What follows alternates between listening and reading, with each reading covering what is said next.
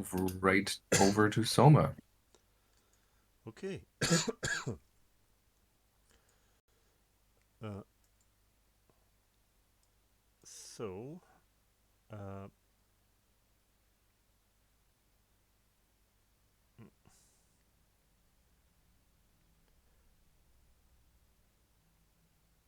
I just have to ask: are we gonna run away, or we try to fight it? I think we can try for 1 or 2 rounds, and if things go very wrong, then retreat is always an option. What could go wrong, really? It's just a dragon. Yeah. All right. In that case, well, first I will do Inspire Courage, and then I will try to pay this thing back. I can barely see this token, which I believe it allows me to target it with my spell, so I will try to cast Phantom Pain on it.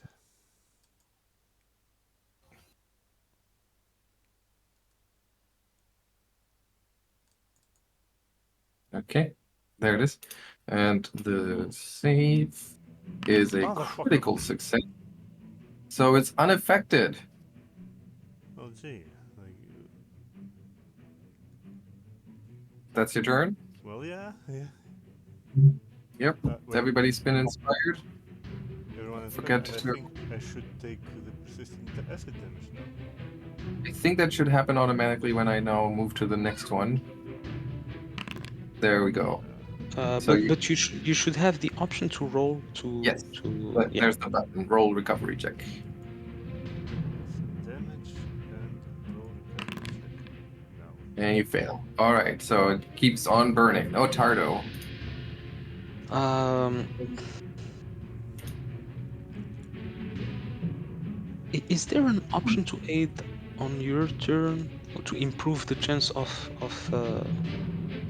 losing the persistent damage? Oh. Try to help your ally with a task. To use this reaction, you must first prepare to help, usually by using an action during your turn. When you use your 8 action, attempt a skill check or attack roll of a type decided by the GM. The typical DC is 20, but the GM might adjust this DC for a particular hard or easy task. There's a specific rule for aiding with persistent damage. If you look up persistent damage, it's in there. Oh, okay. Usually an activity requiring 2 actions.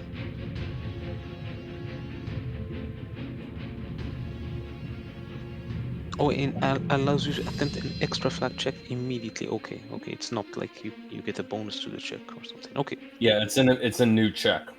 Okay. Ottardo will raise his shield.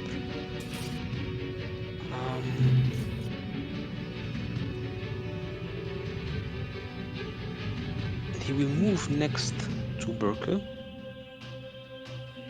Mm-hmm. And for his last action,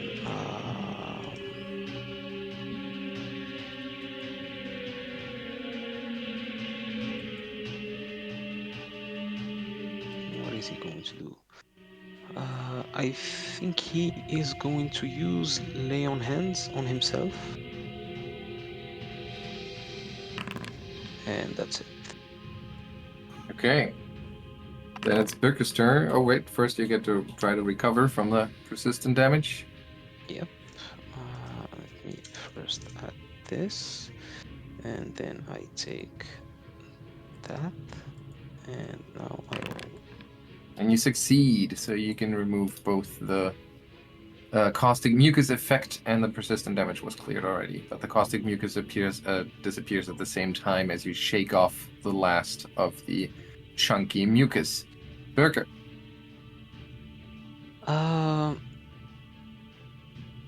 Birke is going to start by hunting prey on the obvious creature, so that's one action.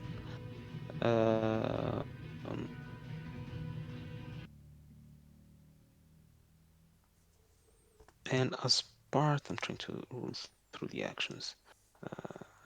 as part of that action, she can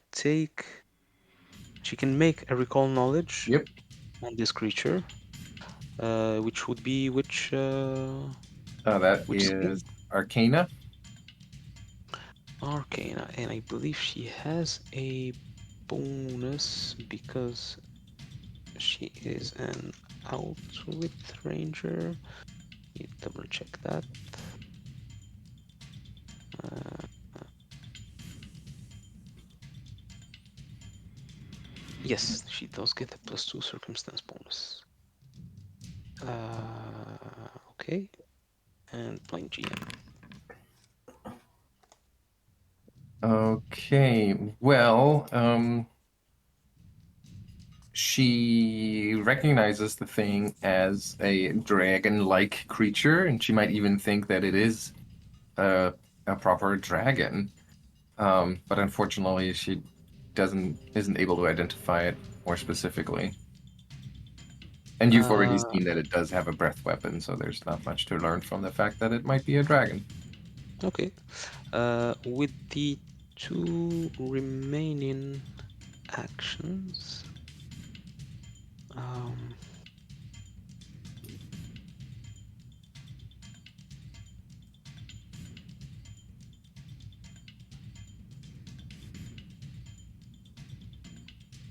she is going to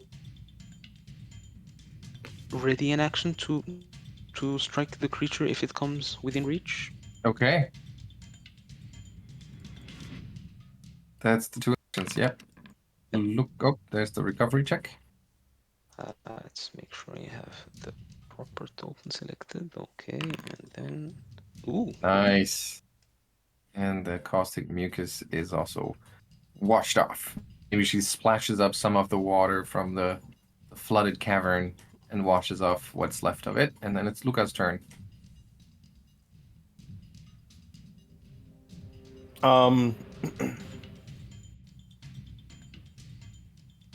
Lucca's kind of in the back. He's not really sure what just happened besides this gooey explosion in front of him. So I think he's going to try to assist Souma. Say, you're absolutely drenched there, dear. Hang on one moment, and he's like trying to wipe the goo off of her if we can. All right. Okay, so you try to wipe it off. Assisted recovery. So I can. and he's I think I can roll it from the status icon. Or Yeah, I'm just trying to figure out if we need to have Lucca roll something.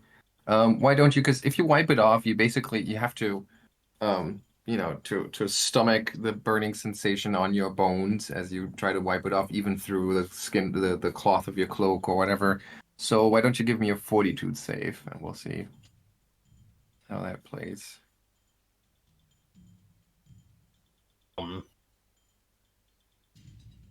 Okay.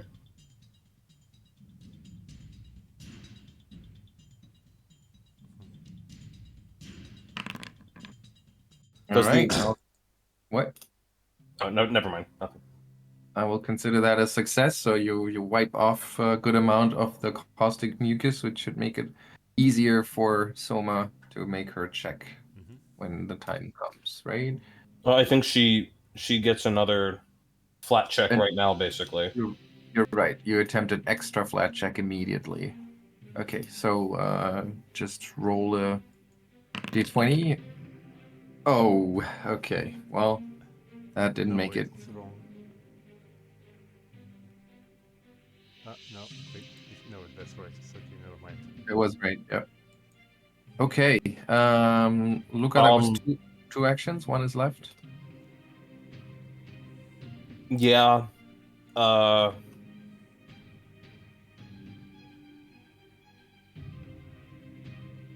I suppose there's no benefit to putting myself at further risk by going in there, so I'm going to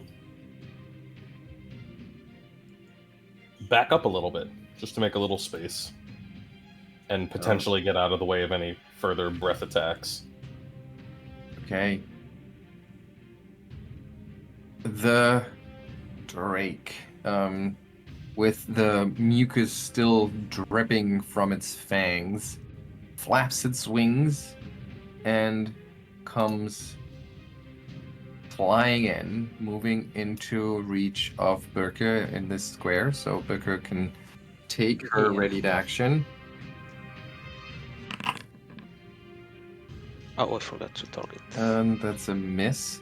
Or unless you take some significant bonus from the hunted prey, Uh, but probably not enough.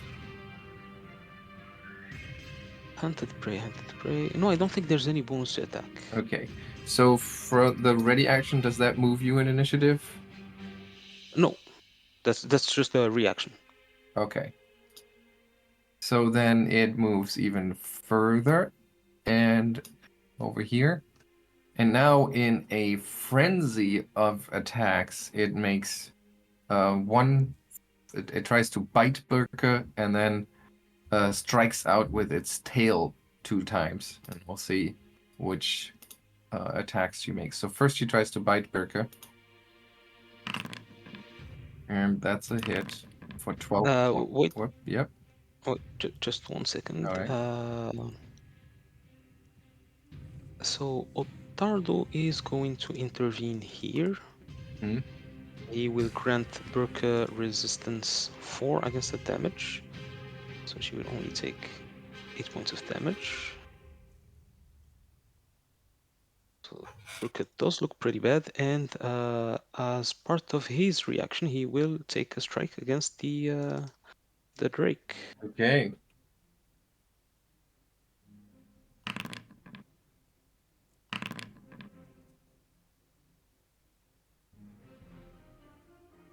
That's a hit, and you strike it with your warhammer, hammering against its thick hide, and bruising it pretty significantly. Which draws its ire, and it like swings its tail around like a whip, and it lashes out at you with that tail, striking you for potentially 9 points of damage. Yeah, he will take that damage. And then it quickly retracts its tail and swings it back around the other side and tries to lash out at Birke as well, but misses this time. And then that's its turn. Soma. Well, everything is very bad. Well,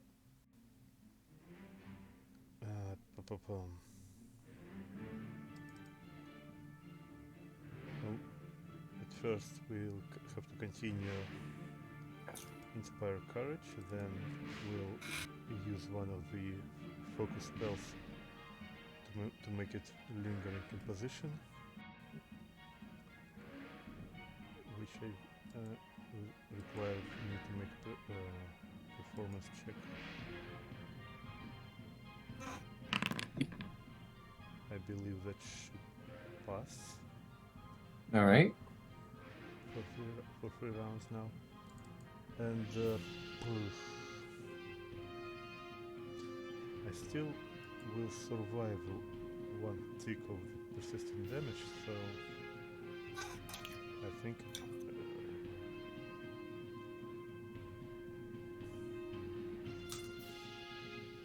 and I can actually take a step forward to cast magic weapon. Okay, I will cast Sooth on Birke. Okay. It's all in your mind. There. Just don't think of it and the pain will go away. Nice. 11 Nice. points are being healed. And the spell effect applies to Birke. And then is it your turn? Yeah, that's my turn. All right. 4 points of persistent damage and a recovery check. Oh, and it just just can't quite shake off the mucus. Ottardo. Ottardo will raise his shield and then strike at the creature.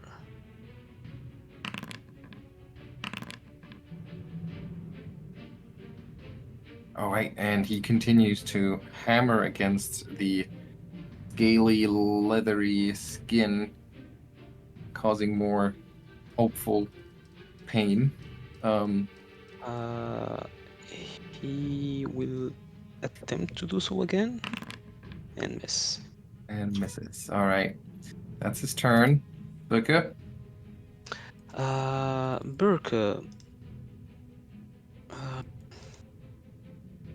Does she have other options?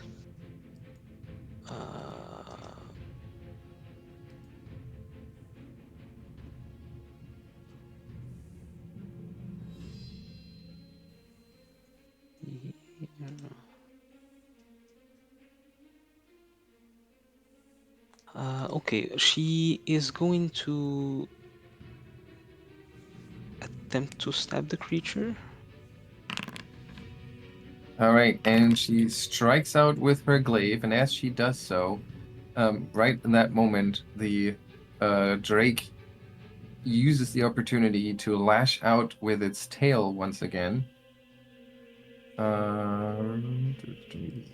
Strike or attempt to skill check. Yeah, it's just gonna strike.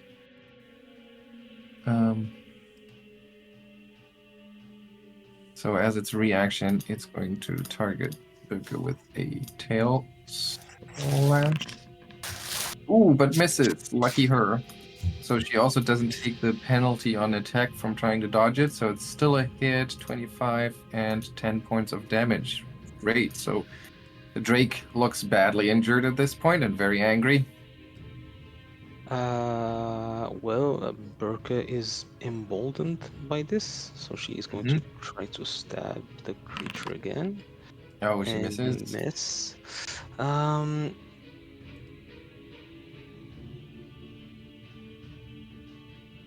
weapon is two-handed. What could she do? What could she do?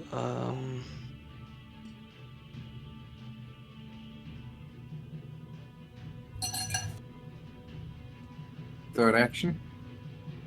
I'm trying to look. Well, let's say she's going to move.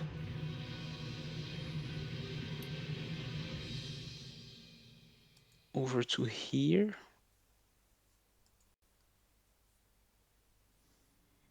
That'll be her turn. That was her turn? Yep. Okay. All right. So that's Lucca's turn. Lucca's going to realize that he's probably not helping anyone very much from back here. So, after having just retreated this way, he kind of sheepishly comes forward again. Now has a clear view on the drake flapping around. And he is going to try to take advantage of this inspired state that he's in and hurl some produce flame at it. All right. Let's see that flame.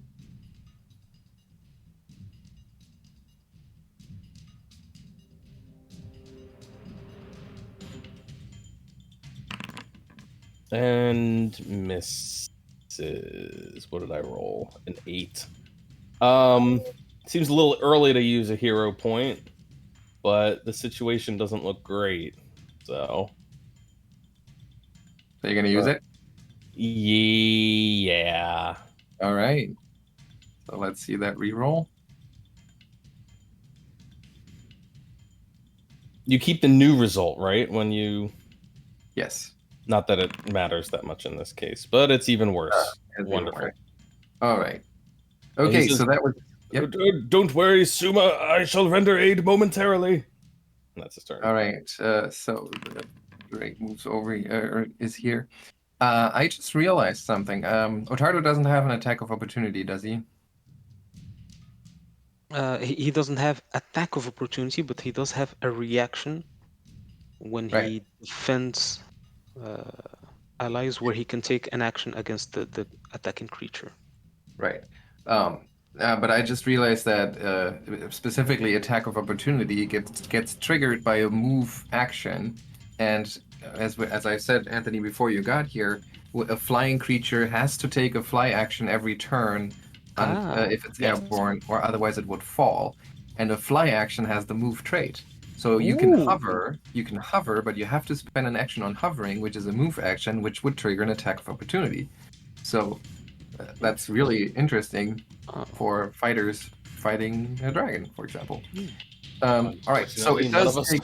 none of us have that. None of you have that, right? But it takes its move action and it's kind of like flapping its wings back a little bit, so like get some distance between itself and Ottardo, but then it comes quickly like darting forward again and takes its Draconic Frenzy activity once again. So it will bite you once, misses, and then it lashes out with its tail for Birke behind you, missing her, and then as it pulls its tail back, it's trying to like kind of slap you on the back of your neck, Ottardo, but fails to do so too. Wow. Okay. That was not its best round. Lucky you. This Soma. is good. Okay, I think I will prioritize self-preservation at this point, and I will use one of my potions. I have like this healing potion minor, so I have one action to retrieve it, one action to drink it, I believe. So Okay, so you healed 6. I heal 6, so I at least won't die from this mucus right now. I have one action left. Don't forget to apply the inspire in Yeah, case. Correct, yes, because it's still lingering. it is lingering, so I will just reclick it here. And for my last trick, I think forbidden water actions, and I can't use inspire competence because it's inspire courage is still playing.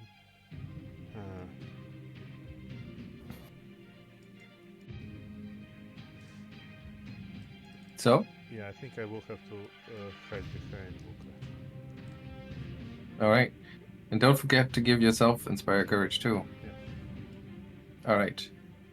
So, end of your turn. Let's see, first of all, the damage, and then let's see your recovery check.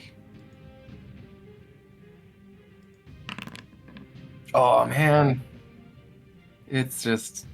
You must have really been drenched in that mucus. Oops, sorry. Ottardo comes up. Ottardo is going to raise his shield and attempt to strike the creature.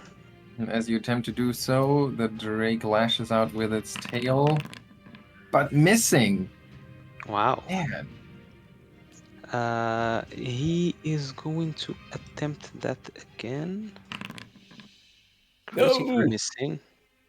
I hope that doesn't do anything. No. Okay, and that's your turn. That is it, yes. Oh, then it's Birke. Birke will stab at the creature.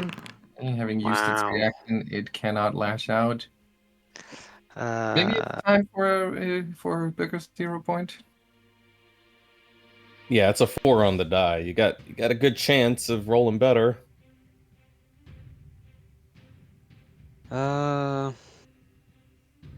Your call. well, I kind of don't want to spend someone else's hero point between quotes. If not you, then who? Yeah, Well, I mean, it's just for this. it will come back when in the next session. So Yeah. Yeah. Sure. Okay. I think there should have been There should be an icon or something to do You the. just right-click the number, and then it says re-roll using a hero point. Oh, right. Okay. Uh, reroll using a hero point. There you go. Wait. It's a hit. It's 8 points. Ooh, and that's a good one. So she really like, as the thing lashes out with its tail to get Ottardo to like use the opportunity, it exposes its belly, and then Birke strikes at it, just pushing the glaive into it. Even though it's not her favorite weapon, she does excellent work cutting the thing open, and you see like lots of blood drip out as it's severely injured. Seems near death. And Well, Birke is going to press on. Yes. oh, and she strikes again, and she actually brings the thing down.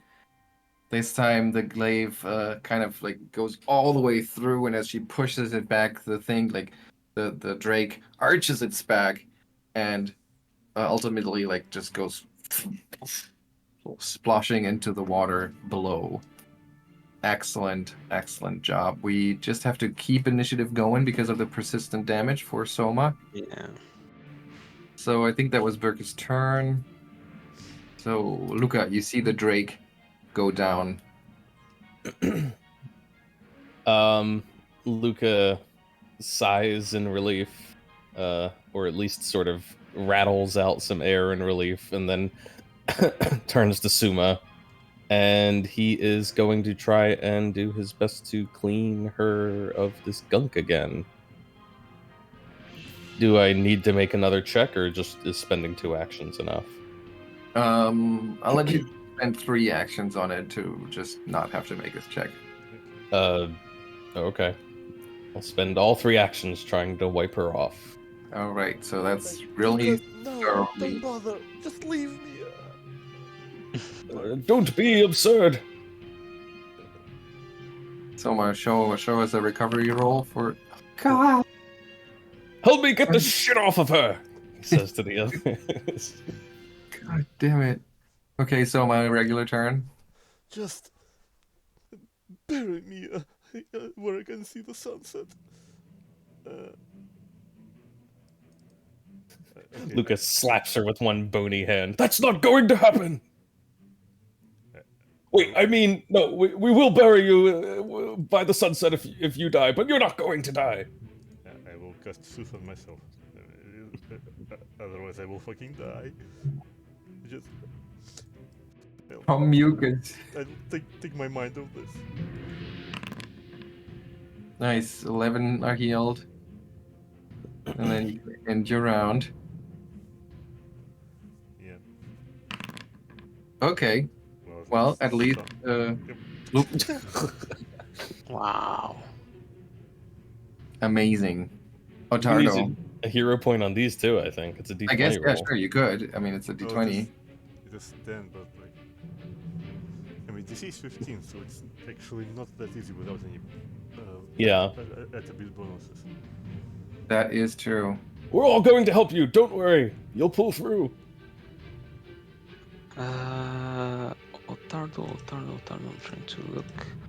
Can you at least, like, I don't know, try to dip into the swamp water to wash it off or something?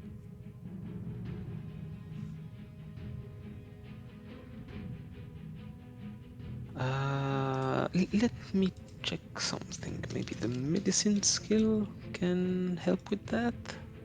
It does And, say if there's a particular. Sorry, but Carnes, because you were asking, yeah, you can definitely like try to wash it off, and that would reduce the DC of the check to 10. Well, then we probably. I think I still have at least one of. Never mind. We've rolled turn. Well, next turn I will just run and jump into the water. Okay, so Ottardo, you kind of see Souma getting ready to push past Lucca, make a dash for the water. With desperation in her eyes. Let's say that Ottardo is just paralyzed by the situation. He doesn't know how to deal with it. Okay. It's like there's no attacker, there's nothing to use your shield against. Like, what are you Yeah. even gonna do? Yeah. Birke, on the other hand, is rummaging through her pack and she pulls out a healing potion. Nice. So that would be 2 actions to. No, just 1 action to pull it out. But since she. Yeah, she'll also move. That's second action. And last one, she'll administer it to Soma. Oh wow, that's the big one.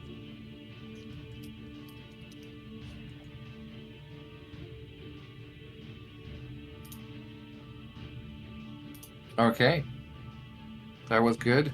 And Lucca.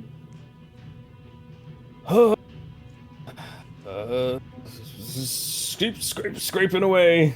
Scrape, I've got to get most of it off by now. All right.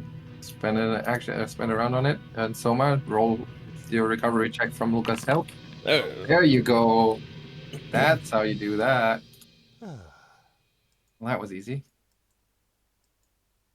As a matter of fact, that is 60 XP worth of easy. Am I Cool. up to date with XP? Yes, I updated you. Okay, great. Thank you. So we should be at 922 each. Beautiful. I mean, just a little smidge away from third level. Yeah. Lucca is like smearing this mucus off of his hands and like onto the walls on either side. And he's like, oh, there we go. See, no need for theatrics or dramatic statements. You're fine. Yeah, someone will just like, slide down the wall into to sit and stare with vacant stare into the wall next to it, like opposing wall. Yeah. So you just stare at it? You just stare at it, or do you mean you actually search it, or do you not have the presence of mind right now? She doesn't have mental fortitude for that anymore. Right, yeah. She's just staring. Okay.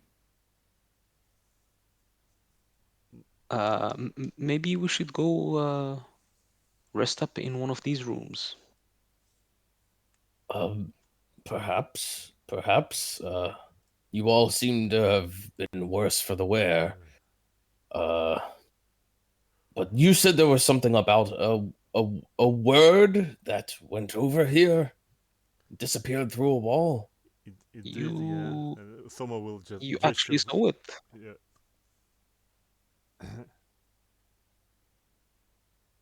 I think of the group, it was Lucca that saw it Oh, go through the wall. yes, of course. It was right over here that it happened. Correct. And he's going to look over the wall a little more carefully. All right. Look it over. Secret? Yep. There should be a prompt in the chat. I think that will. Yeah. Oh, you still get to choose. Yeah. Oh, would you look at that? A secret door right here in the wall, right where that light disappeared, is a stretch of the wall that is actually a cleverly hidden secret door. You figure out that to open it, you just need to push the rise on the top step a little bit. Just kind of lean on it in a strange way. And it goes slides to the side and reveals a set of stairs going down into dark. Well, that looks promising indeed, especially since Otari requested to be saved from below. But perhaps perhaps we save that for some other time. You lot look like you could use a good rest Yeah. period. Well, thanks to Not a your efforts, I'm actually almost, so I'm almost fine, but I can't really. We should show off the new module that we have Oh? installed. Everybody follow Lucca. What? Ah, right. Yeah. What is this? And yeah, Mhm. okay. What could it be? Remarkable. What sorcery? It's like a game of Snake. Exactly. uh, awesome. I'm going to install that immediately. That's follow me is what it's, or follow the Follow leader, I think is leader. what it's called. Uh, Or follow me. bravo. Well done, everyone. You have followed me in a straight line, in a line most adeptly. It was super helpful when they had two characters Yeah. to Mhm. maneuver. Um, All right, so you basically, I mean, Luca obviously would prefer, or I think would immediately take a liking to this room that still has piles of large bones of some bull-headed large humanoid scattered around the oh yes, room. there's some lovely bones over here. And of course, it has two doors, but both of those doors are still intact enough so that you could close them, maybe barricade them with the ruined furniture that's around here, maybe stuck a femur against it, so that you feel fairly secure in here to take a quick rest. I assume you're talking about 10 minutes. I was thinking longer than that, maybe 1 hour, because both Birke and Ottardo need quite a bit of patching up. All right. Okay. So we'll rest here for an hour. Anything you want to do in that time? Oh, Ottardo will be spending the whole time just refocusing and then using lay on hands. Okay. whilst you are about that, I might just nip off to the old negative energy well and Take a quick shower. take a. I hope that other spirit isn't still in there. I mean, it has been some time. You must have gotten bored with it eventually. Yeah, it should I'll be have. back. Well, it came back. Don't worry about me. Oh, you're still following me, Souma. Oh, wait a second. I said to leave me be. There's nothing but pain for you in this shower. This is not the sort of shower that you want to join me for. Oh. All right. Yeah, so I mean, since you spend this heals you per round, so you quickly heal up to your full hit points before Yeah. being able to rejoin the group. Soma, anything you want to do, or any way you want to use those 10 minutes, that hour? Well, she will also refocus to regain her one of her focus points, and from that point on, I don't think I have anything. I mean, I spent all my first level slots again, and they can be recovered now. All right. Because Okay. Yeah. So you spend the hour in this room, recovering, and of course, every noise from outside the doors kind of quickly makes you perk up. But it seems like there's not much left on this level that seems to be roaming these halls. So you really get to spend your hour entirely undisturbed in here. Mhm. And what's next? What do you want to do after this hour? Where do you want to go? I think there were just a few rooms we haven't, a few doors we haven't opened yet, which were right next to where One we up here. saw the, yeah, where we saw the um, the strange lights. Yeah. And we are quite certain there's nothing else lurking in those swampy tunnels. Well, those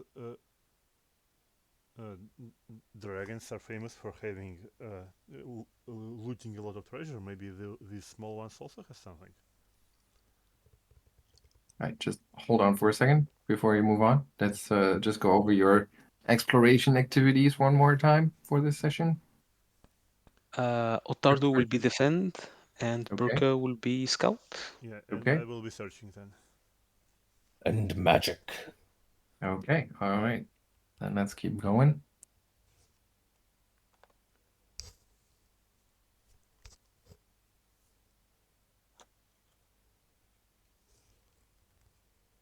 All right. So you make your way back into this processional, is what we wanted to call it. This long, kind of L-shaped hallway, where the ballistas may have been installed at the ceiling for a long time ago. And you stop in front of front of that set of double doors. What are you gonna do? Well, I guess we're going to try and open them. Okay. I assume you're trained in athletics, is that right? Yes. Yeah. Right? Yeah. Okay. So you can push them open quite easily. So go ahead and open them. And you look into a long 10-foot wide hallway that has a vaulted ceiling, which is arching to probably a dozen feet high. There are three broken. Nope, sorry, that's actually not exactly what I'm talking about. The hallway is lined or adorned, if you will, by wide alcoves that sit in the walls, and each alcove contains what looks like a small diorama of some kind. And as you may move into this room at this point, and you kind of walk past these dioramas, Wait. you see that. What's that? I'm compelled to pull out one of my marbles and toss it down the corridor. Okay, so okay. Do you toss a marble down the corridor? Give me a second.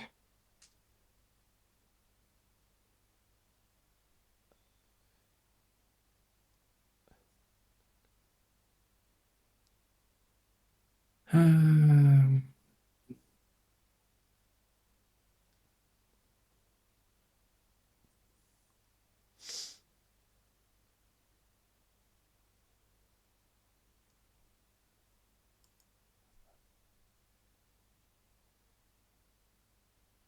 the marble doesn't really trigger anything, but Lucca, as you've been, repeatedly casting detect magic in this room, you definitely sense some sort of magic, even though the marble doesn't cause it to reveal itself.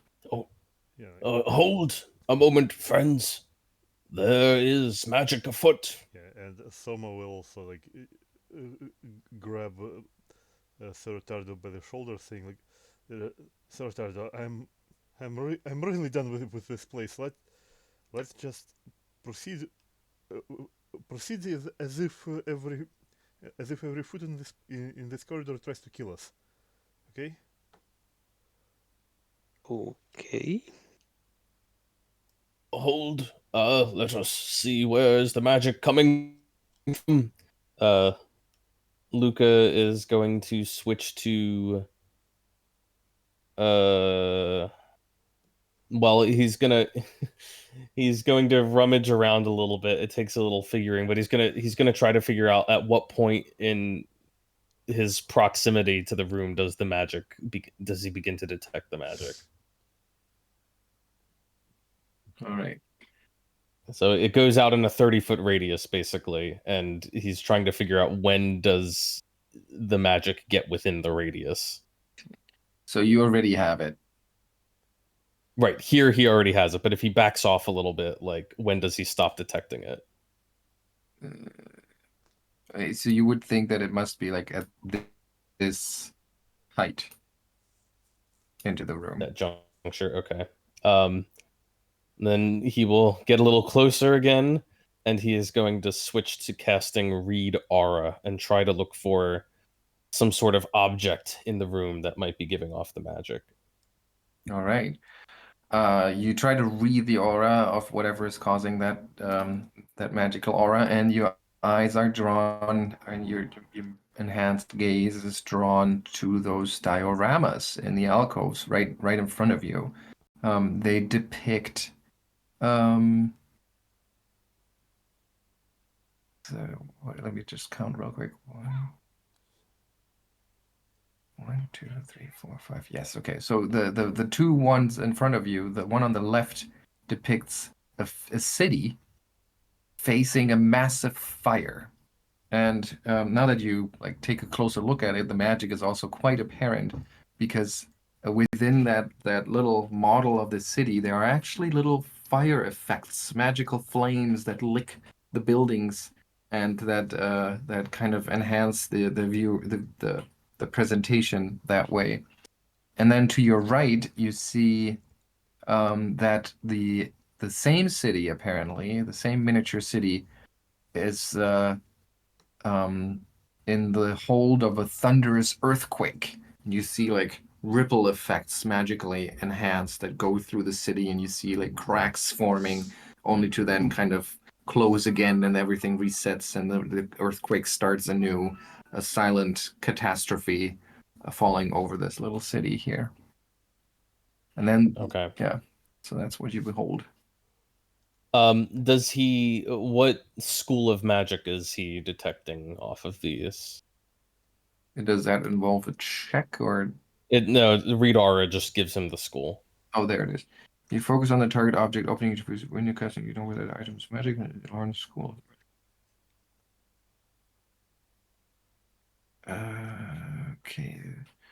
So the school is, well, interestingly, it's not just one school. It's actually two, on both of them. It is illusion and evocation. And all of this does take a couple of minutes for Lucca to work through because Read Aura does have a minute long casting time, so it's not like he can just pop it off whenever he wants. Okay, so the others just kind of stand there, on edge, waiting Yeah. for Lucca to share.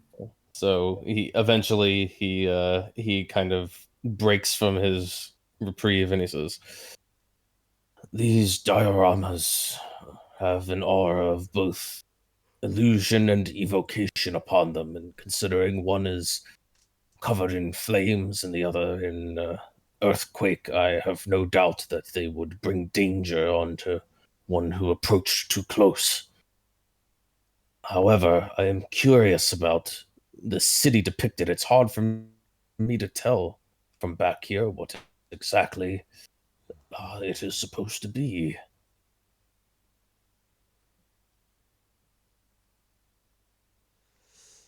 There was that painting, wasn't it? Yeah, Up on the upper level I of, think was it depicting Absalom, I believe? I Or believe it was. Yeah, and to knowing what you know about Absalom, the city, that diorama might be trying to show the same thing. Except there's one detail in both of them that you see in front of you, albeit at a safe distance.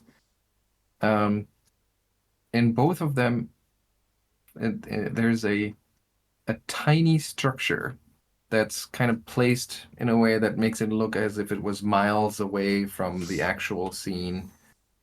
And as you look closely, you recognize this is supposed to be a tiny gauntlight. Oh,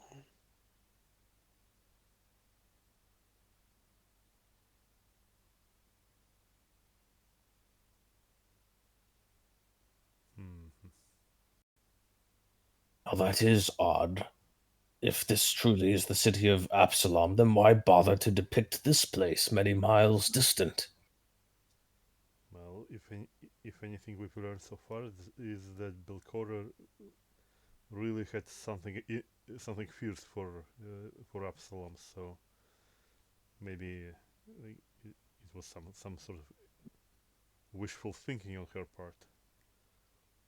You know how they used to besiege Absalom back in the day?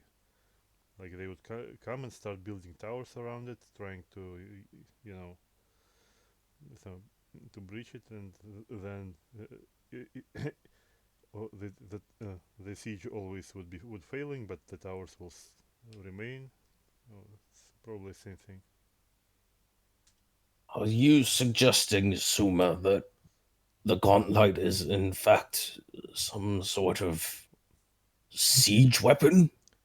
Well, I mean, it's certainly not just not just a not just a lighthouse. That we can surmise at least that far. Like it shoots like death lasers and teleports things. So Hmm,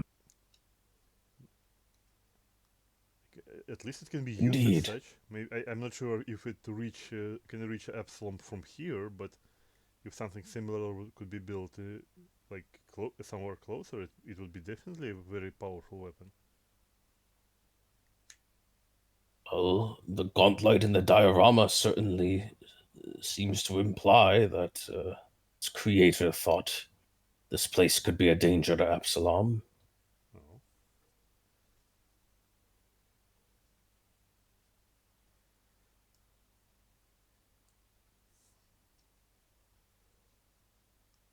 But the path ahead seems dangerous regardless.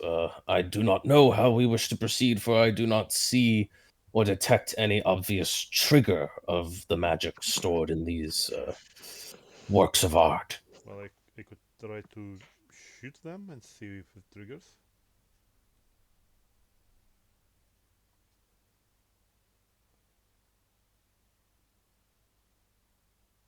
Shoot them with what?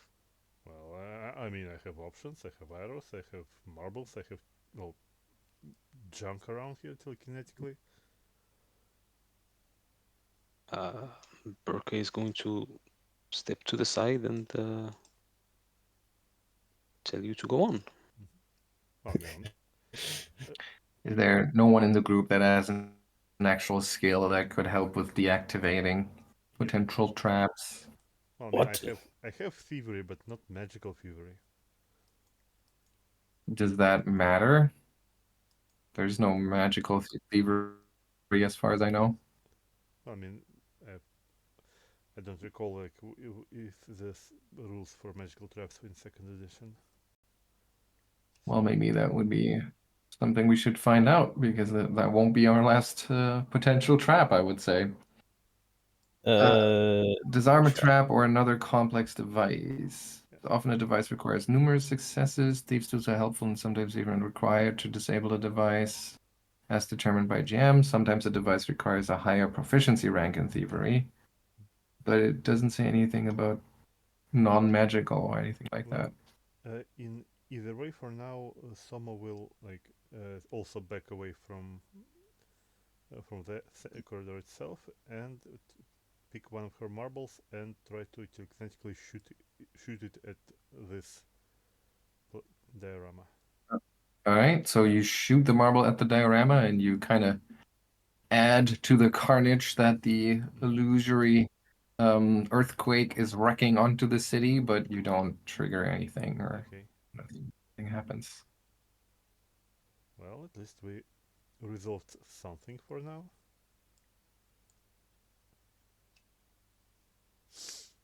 Do you think perhaps it might trigger to the presence of a creature in the room? Hmm. Maybe. Do we have any disposable creatures that we can try? Why, as a matter of fact, um, Lucca is going to raise his hands. Actually, he's going to lift his arms and uh, kind of point his palms downward, so that his fingers are kind of pointing down towards the ground, and he's going to start to mumble from behind his mask in a strange, harsh sounding language. Um, and a spot on the ground below his hands begins to glow with a faint red light. And then something climbs up out of the ground. A dog, but a rather fiendish looking one with red eyes and small spines that protrude out from between its ears and kind of along its back Oh wow! as he casts Summon Lesser Servitor And and where do you place it? chooses a guard dog, Nice. which don't know if nope, that just makes it a random thing there. I mean, he's just going to summon it right in front of him, but then he's going to command it to enter the room. And you can do that. You just have full command over the summoned creature. Believe so. What's the ability called? Summon Lesser Servitor. It's listed right there in the chat. I mean, it's called servitor. It would not make a whole lot of sense if you couldn't. There it is. With or without the data's permission, and it's your choice against the line matching your deity. Fights on my behalf. All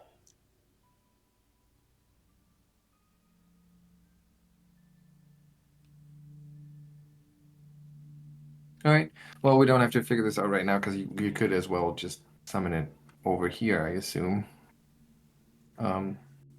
Yeah, I mean, I think there's general rules for summoned creatures. I think it's a minion, and I use one action to give it two, and right.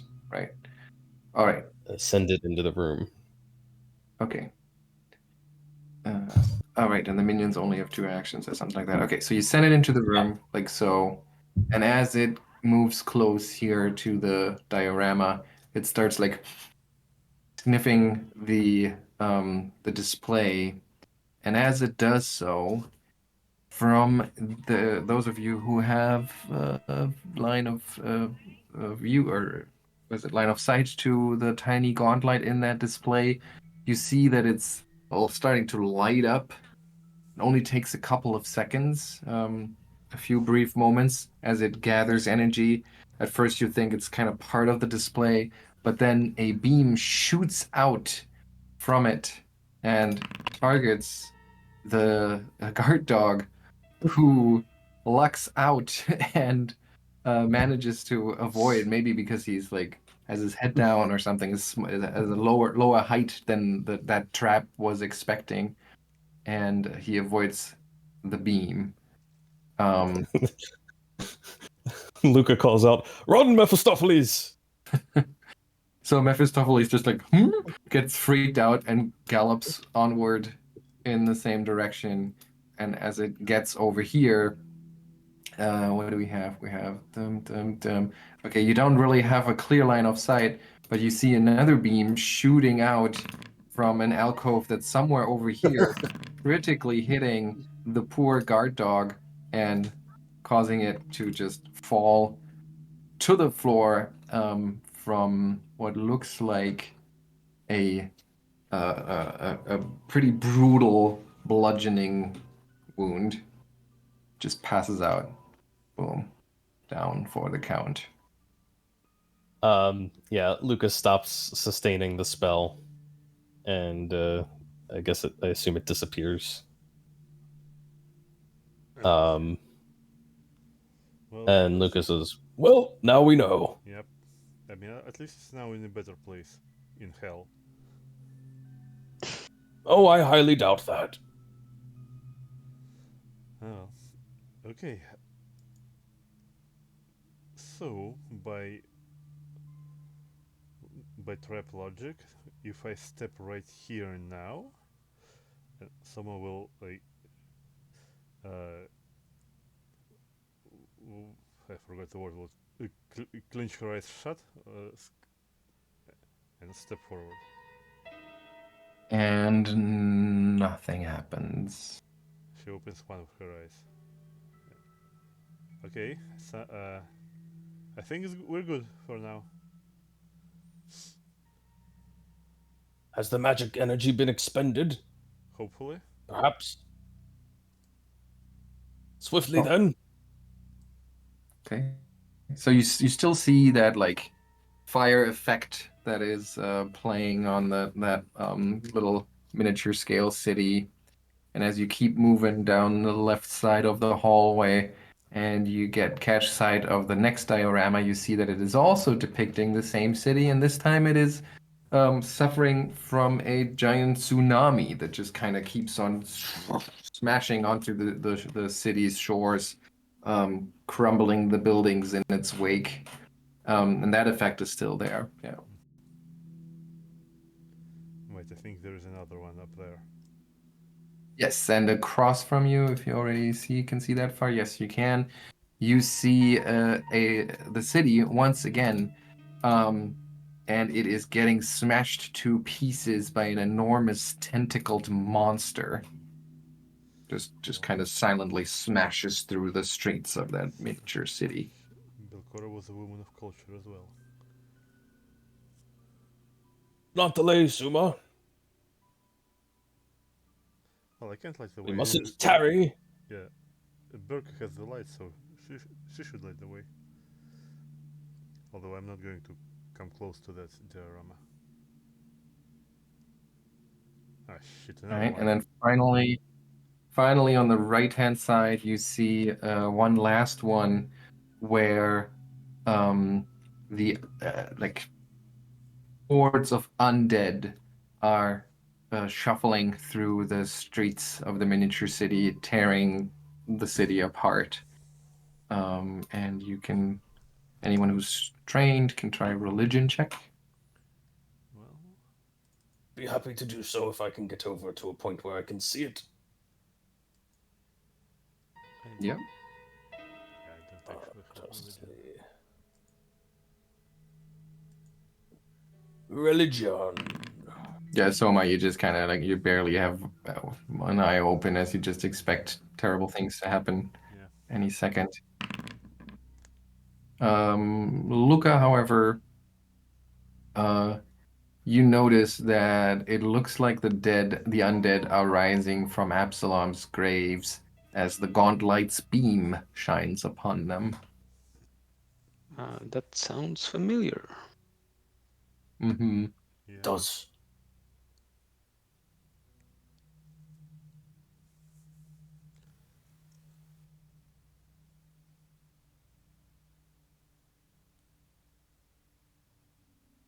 Rather not linger any longer in this hallway than we need to. Birke, what is ahead?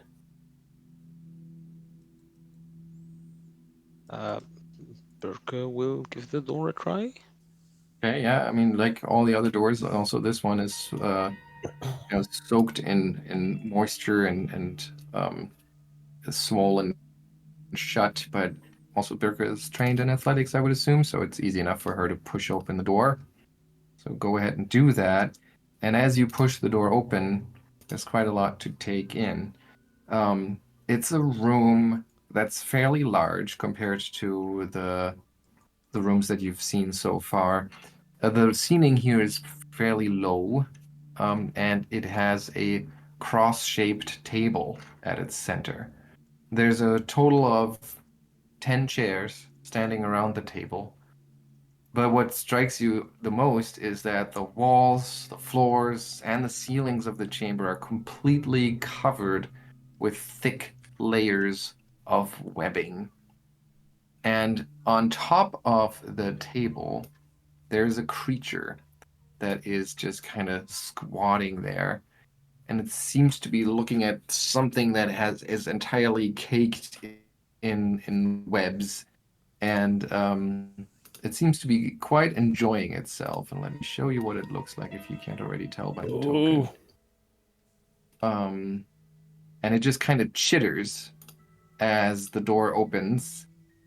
And it doesn't even look your way, really. It must have heard you coming.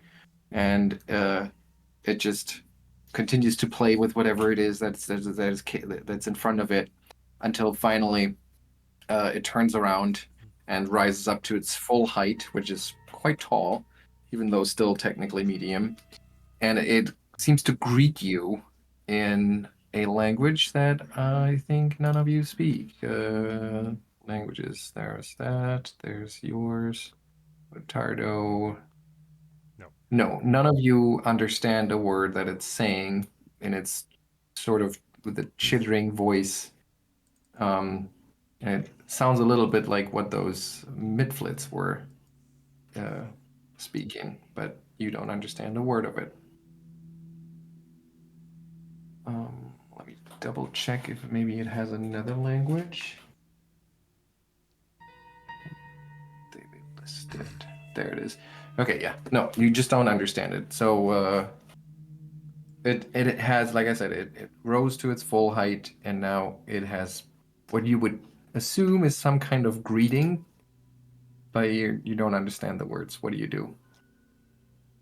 Ottardo will like take a bow, as in he's sort of returning the greeting. Okay. What are the others doing? Uh, Souma Birke can is approach. Birke is studying the creature. Would like to find out what it is. Okay, yeah. Give me a occultism check. Occultism.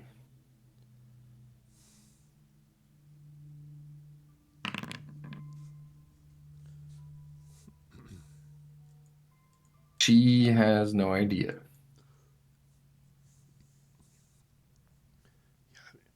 Well, it's not hostile. Let's leave it alone.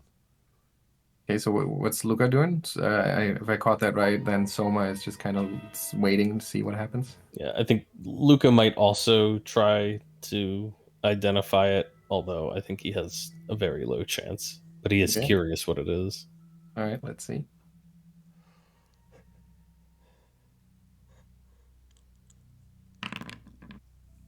Yeah, you also don't know what that could be. What being is All right, that? so Ottardo bows and tries to be courteous, I guess, which seems to surprise the creature almost. So you see it kind of like pause for a second, and then it makes another uh, hissing sound as it like uh, um, gestures with its claws and points at the table and at your equipment and continues to talk to you in that language that you just don't understand. And but it repeatedly points to you and then gestures towards the table.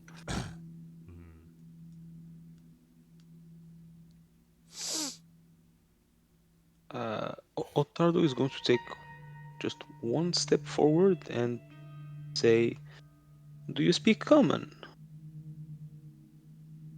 And it like cocks its head and like hisses a response that you would say is something to the effect of, "What? What are you saying?" All right, hold on a second here. Okay.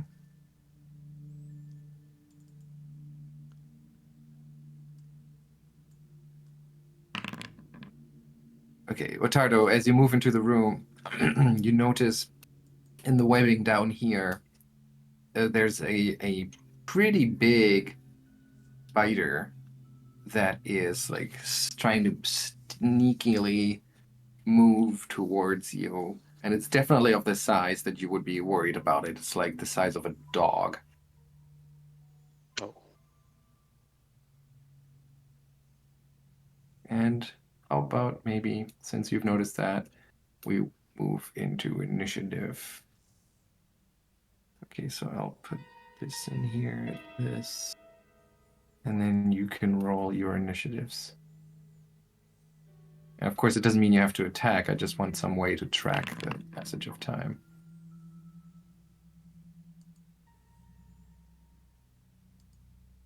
Uh,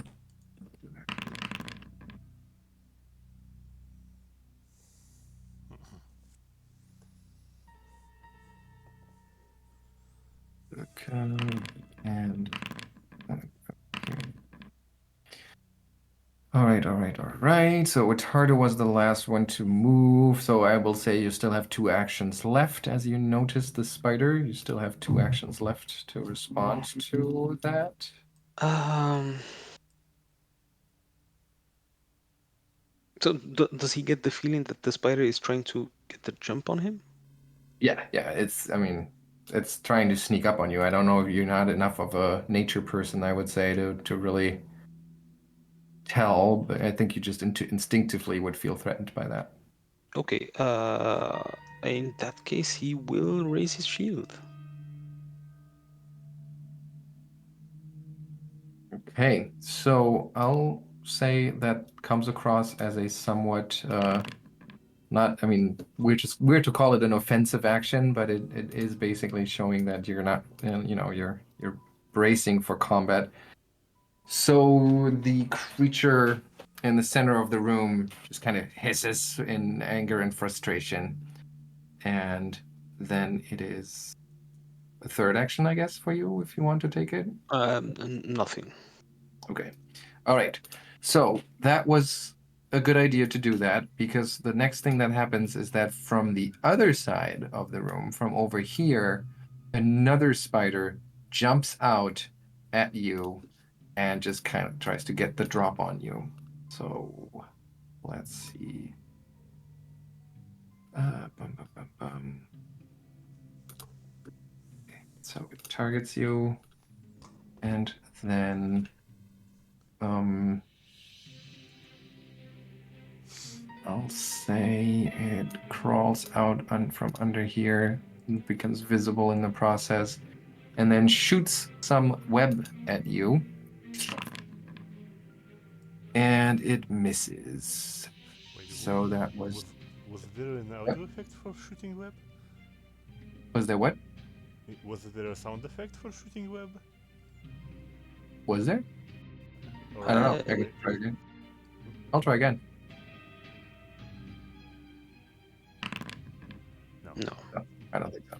I'm hearing things. May have been a lucky coincidence. Okay, so it tries to shoot web twice and fails. And then it is Soma's turn. Well, I was going to say that she nervously bites the flute, but apparently something starts shooting at Ottardo, so we'll just start the Inspiring Courage right away. And Okay, that while we're still set to you still set to private? Huh? Your role was set to private, so I had to reveal the Inspire Courage. And the next one will use Lingering Composition again, so it will last for some time. Performance check. Yep, it will That last. must be a success. Yep. That was one action. And for my next action, I think I will cast forbidding ward on Ottardo against this this guy, because I can see the spiders. All right. Okay, that was your turn? Yes. All right. Then it's this guy's turn, and it will move into position first of all.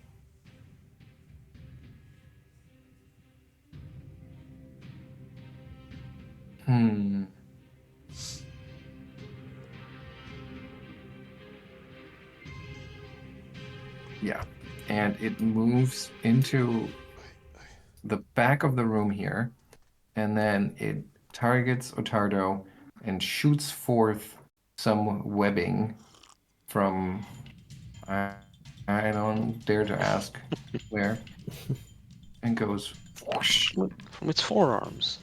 And yeah, from its forearms, sure. Of course. And it just the web hits the wall behind you, Ottardo, or next to you, and you see that it just kind of gets stuck on the wall. It's just this like enormously sticky, quickly hardening, weird looking, slightly silky material that just quickly solidifies on the wall and just stays stuck there. So you really count your blessings that you did not get hit by it. So that was one attempt and a move, and then it just tries to do that again with another shot from the other arm. But that just strikes the other side of the hallway. And it is Lucca's turn. Um,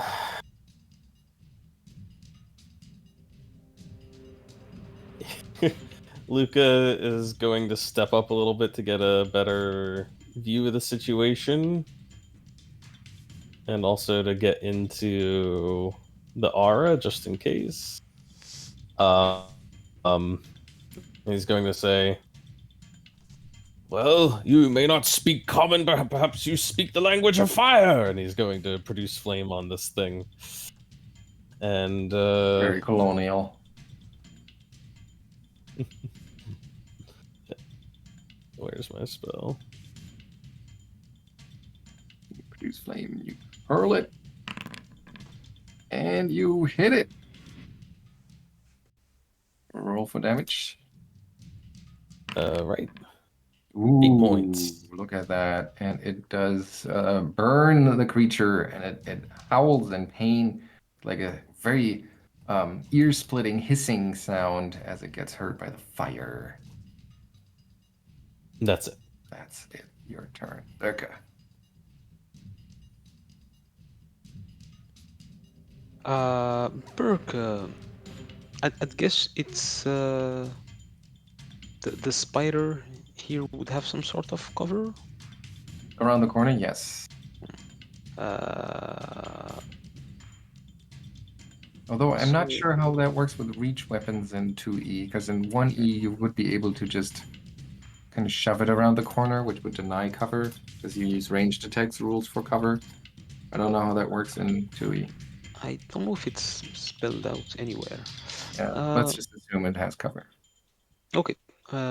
In that case, Birke is going to step into the room, target this spider, and attempt to strike it. Ooh. Look at that. Critical hit. 24 points. Wow. So that just skewers the spider, and she quickly, like, she just gets her glaive stuck in the spider and quickly shakes it off and has an action left.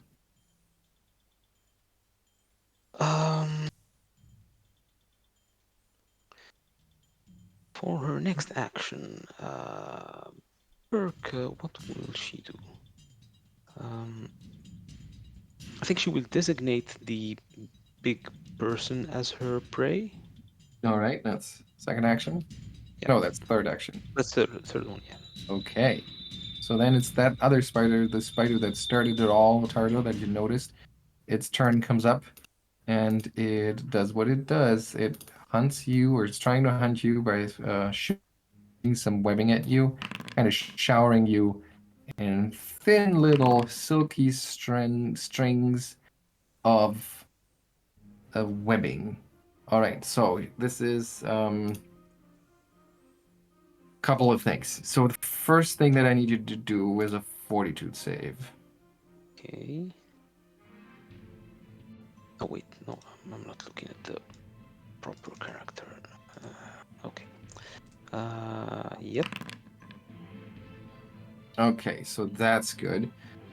Because you immediately feel like there's this web is glistening. There's something on it that might be venomous.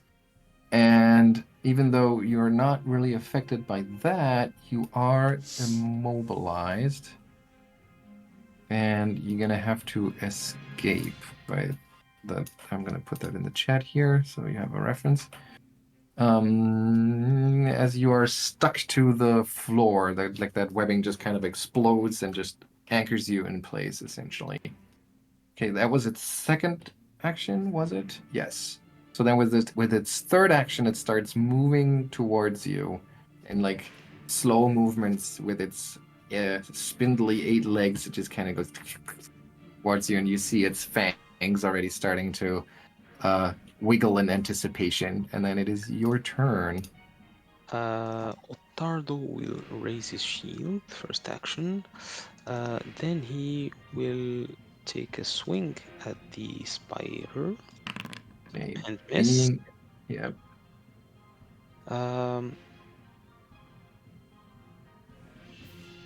And then he'll attempt to escape All by right. using athletics. Okay. Uh, oh, you have it there. Okay. All right, and you just kind of rip on your feet one by one, and you tear yourself free.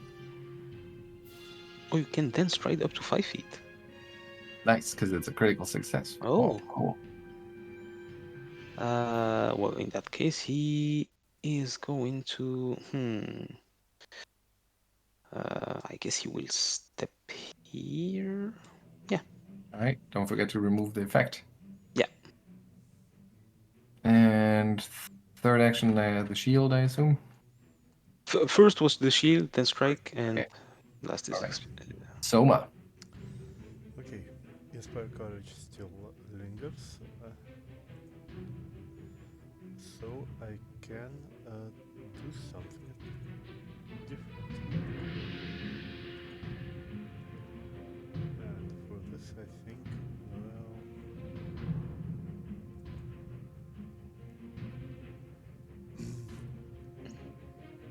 yeah, I think I will leave the big guy to Sir Ottardo, and she will stride forward a little bit to see the spider better, and she will just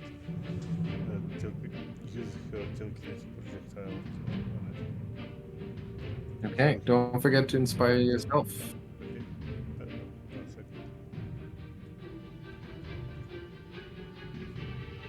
I will use one of my marbles to shoot.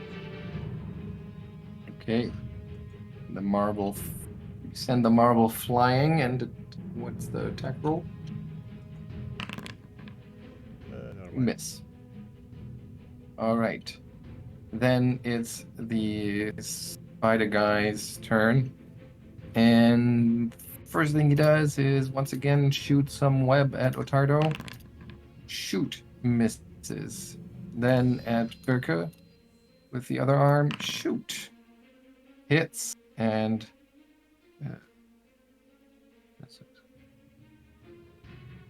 in this case, there is actually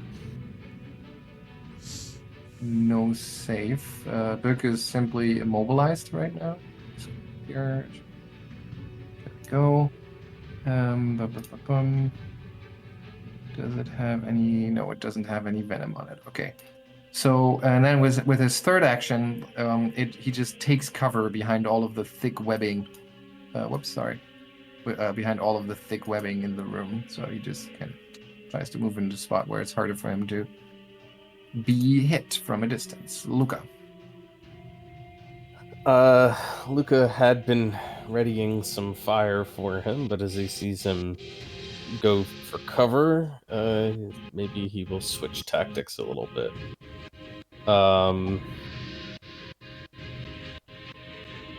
He will step forward into the room, or stride technically, so we can see this place better.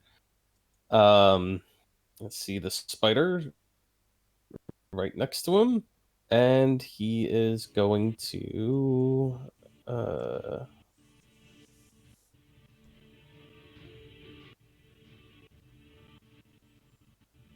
he's going to cast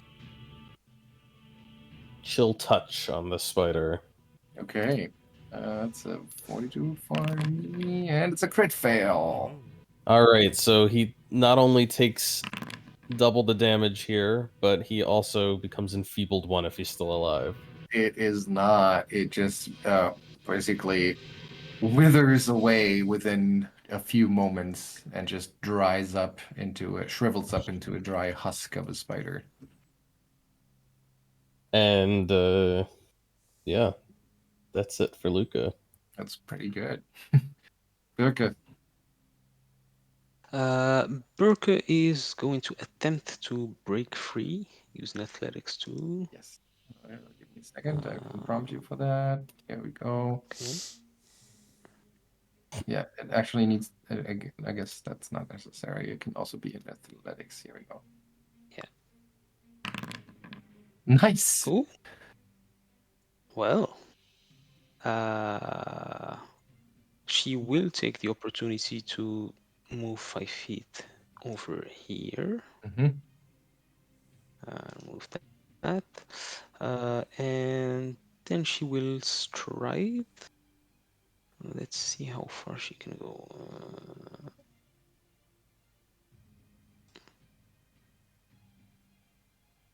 Oh, it's like this. Okay. What is happening? Okay. And she will target the spider person. Okay, don't forget that escape Uh, has the attack trait, so you're gonna have to Yep. take a multi-attack -5. penalty. Yep, the -5. And it's a crit miss. Okay, Ottardo. Ottardo sees an opportunity to set up a flank, so he will raise his shield and stride into position. And stop.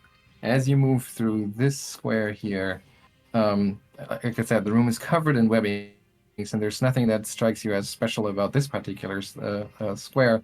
But unfortunately, there was some sneaky noose-like webbing hidden in that part. And as you move through, we're gonna see if it gets to strike you. So I will target you and roll to hit. It is a hit. So what happens is you're getting grabbed by it and pulled off the ground. So it's literally just like kind of it's at first it's snagging you and then it's something is triggered and it's just and you're dangling from the ceiling um and snared by this web noose.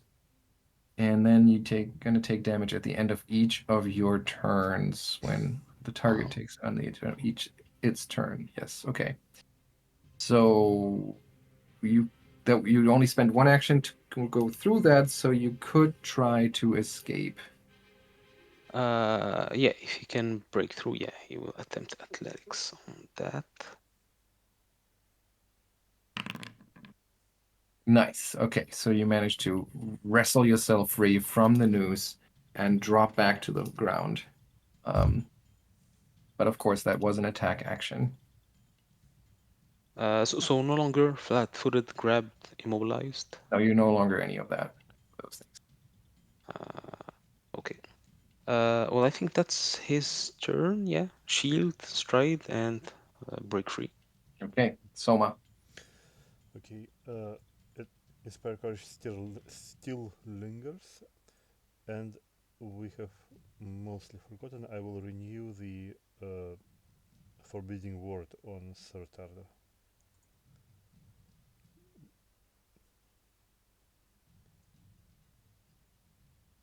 Because I didn't sustain it for previous rounds. Oh. Okay. And then one action left, I think. No, that's forbidding word was 2 actions. Ah, no, wait, you're right. There, mm, renew forbidding word. I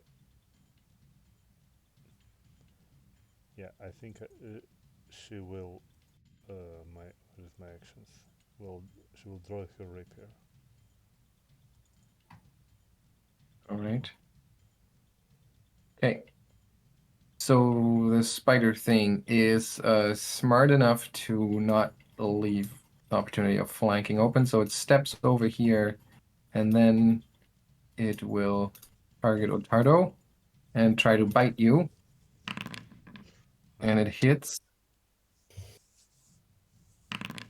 Does 11 points of damage with its fangs. He will use his shield to block part of that. Okay.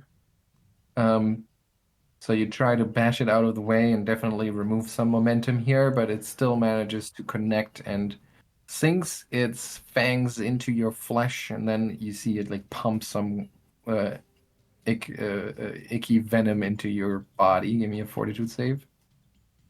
Okay. Uh, just checking quickly. Inspire courage. Saves. Oh no, against fear effects, so that doesn't apply. But Forbidden Ward Forbidden word should does apply. grant. Yeah. Okay. So I'll check Forbidden Ward, even though it says courage, and that's a fail. That's a fail. Okay, so you failed your initial fortitude save, so you advance to stage 1, which means so sorry. We have no onset time, so you take stage 1 immediately. So you take 1 point of poison damage, and you're flat-footed as it it quickly starts spreading out through your body, and it just makes your skin burn, and it really throws you off balance here. So that was its second action, and then with its third action, yeah, it's still going to continue to target you, and it's trying to strike you with a claw, but that is definitely a miss. All right, Lucca. I assume since it moved, it's no longer taking cover. Correct. Okay. Lucca will then step forward a little bit. Maybe a little bit more. And he is going to once again try to burn this thing from afar. All right. As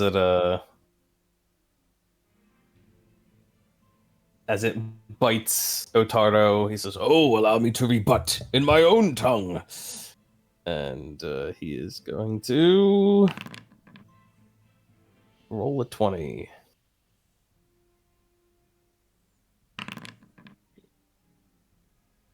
And you burn it for 6 points of fire damage, which it takes and winces in pain. Does the Inspire Courage apply to damage rolls? Carnus? Oh, it does. I didn't realize that. An attack cool. roll, damage rolls, yeah, just Yeah. damage rolls. No. All right, Birke. Birke is going to take one step. Yeah, take one step forward and target the creature with her glaive.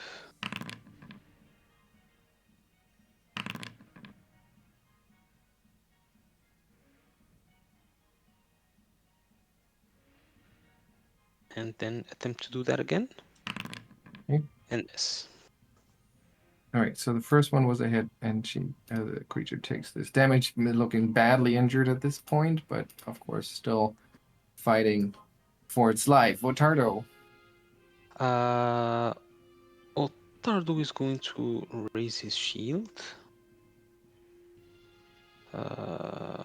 and take a swing at the spider person. And take a second swing.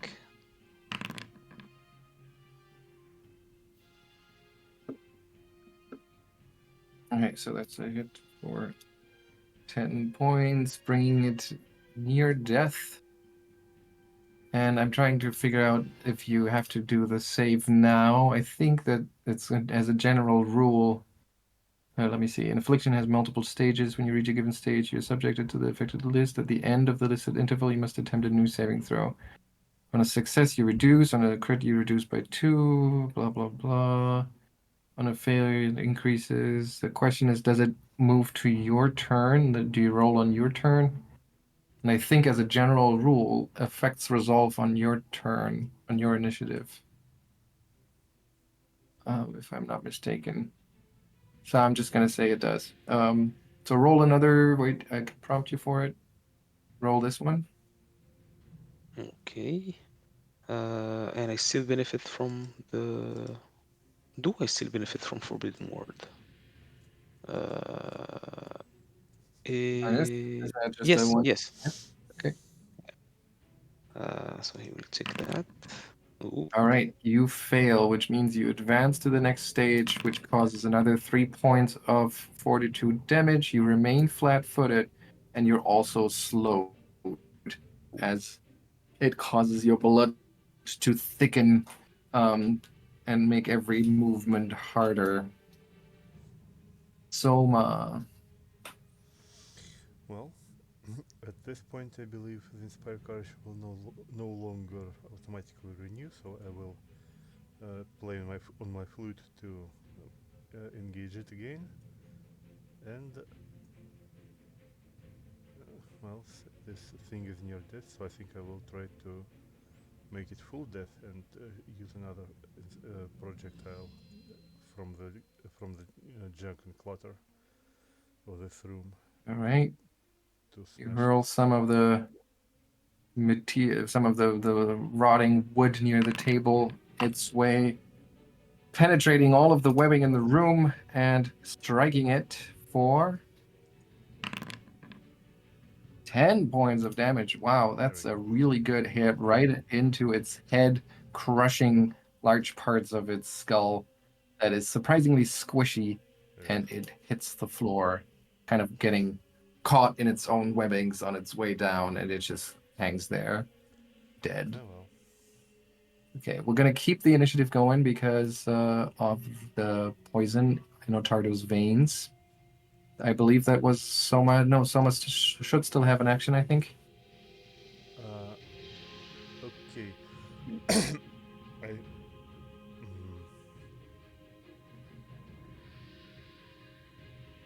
I think I will leave the section hanging. I thought about using Inspire Competence, but we don't really need to. I think Okay. the Inspire Coach should take care of the All saving right. throw. And then Lucca. Wait, Yeah, no. I don't. I will use one of my sustains to prolong the Forbidden Word as The well. Forbidden Word. Yes. Okay. Lucca. Yeah, I'm not sure that Lucca can do much to help Ottardo. Especially because he wasn't able to identify this creature, so he doesn't even know like what sort of poison is in effect here. He can see Ottardo is suffering, but I mean, you need to suck Yeah, the venom out. I have no lips. um, roll on this table where Ottardo got yeah, hit. I was about to ask if there's anything else around the room that looks like it could in some way be useful. All right. I mean, to help Ottardo or just in general? I mean, in general, if especially anything that might help Ottardo, but in general, what's in here? This guy must All have right. been in here for a reason. You look around, like you scan the room. I mean, this is still just within one round, so it's not like you're searching it. But you see that there's like in various places there's larger chunks of webbing that look like they might be hiding something. But in particular, two spots are of interest, and one is the big chunk of webbings on the top of the table, which turns out that it is covering what looks like an illusory map of a city, most likely also Absalom. Um, and I mean, you wouldn't know probably anything about Absalom's current layout, so you can't say how accurate it is, but it seems similar to the ones in the dioramas. Um, and another thing that you notice is there's like a bundle of webbing that's been affixed underneath the table, which strikes you as a little bit odd because it almost looks like somebody was trying to hide it, at least from view. So I'll say that's your round, and then it's Birke. Um, Let me see Birke's skills. She's trained in survival. Do you think that would give her some knowledge of how to deal with poisons? I mean, that's pretty clearly medicine, right? Yeah, yeah. So Uh, I think she would know enough that with poison, you need to find somebody who's trained in medicine. well, she's going to run and fetch the town's healer. All right, and off she goes, and then it's Ottardo's turn. I'll prompt you for another fortitude save. Yeah. Wait, do I not see it? Oh yeah, because I don't have Ottardo selected. And I'll just take this. Nice. Okay. So in this case, you can remove the slowed condition. You still take 5 points of poison damage, but you're back in stage 1 of the poison. So you're starting to fight it off. You can feel it. Like you're no longer slowed, so you feel some momentum here. He So, he all right. he is going to take one action to cast lay hands on himself. Okay.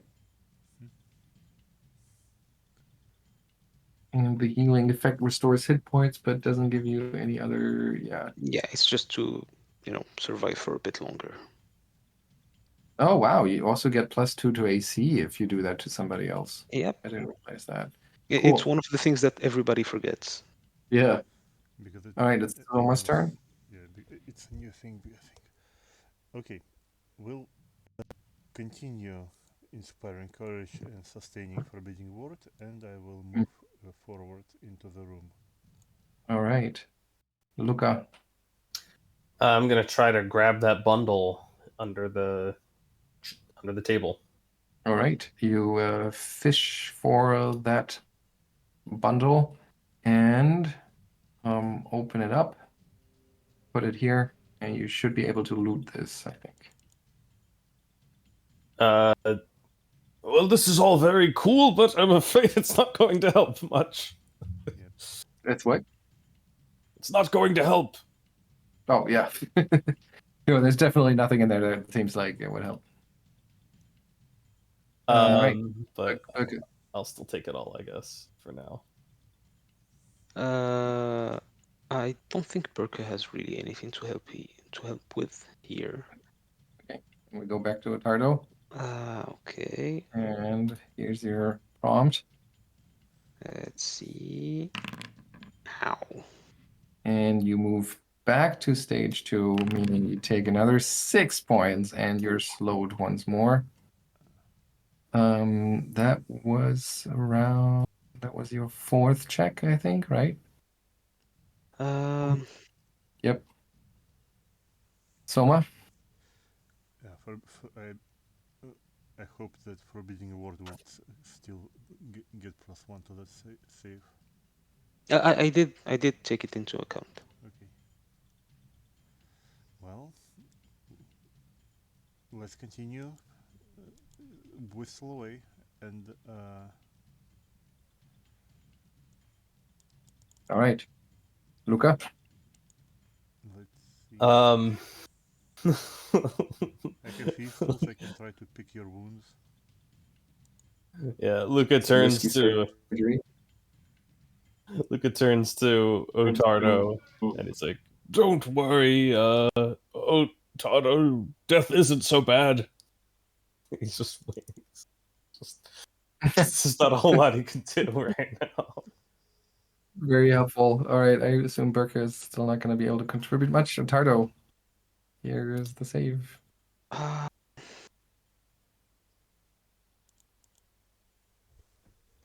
is the save at the end of the round?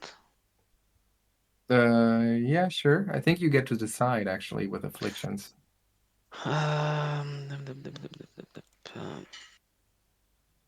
Let me see.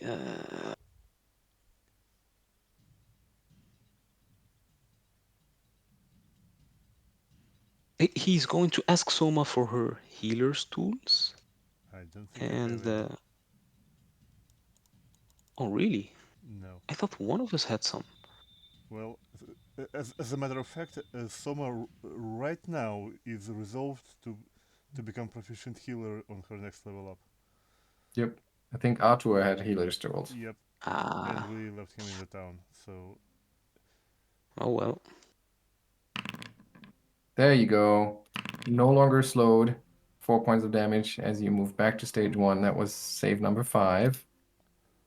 Soma is gonna keep up the yep. I'm just going to kind of skip ahead here because I assume that nobody is going to have any change in their actions. So you're all just kind of watching and making Ottardo as comfortable as possible as he's just as he's just sweating, convulsing, fighting through the effects of this poison. Here we go. Oh boy. And it just continues to ravage him. You feel him getting slower. That was save number 6. And here Lucca, goes save. Lucca, you still have the wand. Yes. What happens to you if you pass out?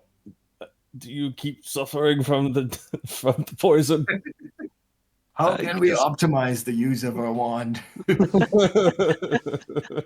It's yes, of course, I still have the wand, but it's a matter of when to use the wand. Oh, And it's pretty soon, another, I guess. another 2 Oh, points. yeah. That was save number 7.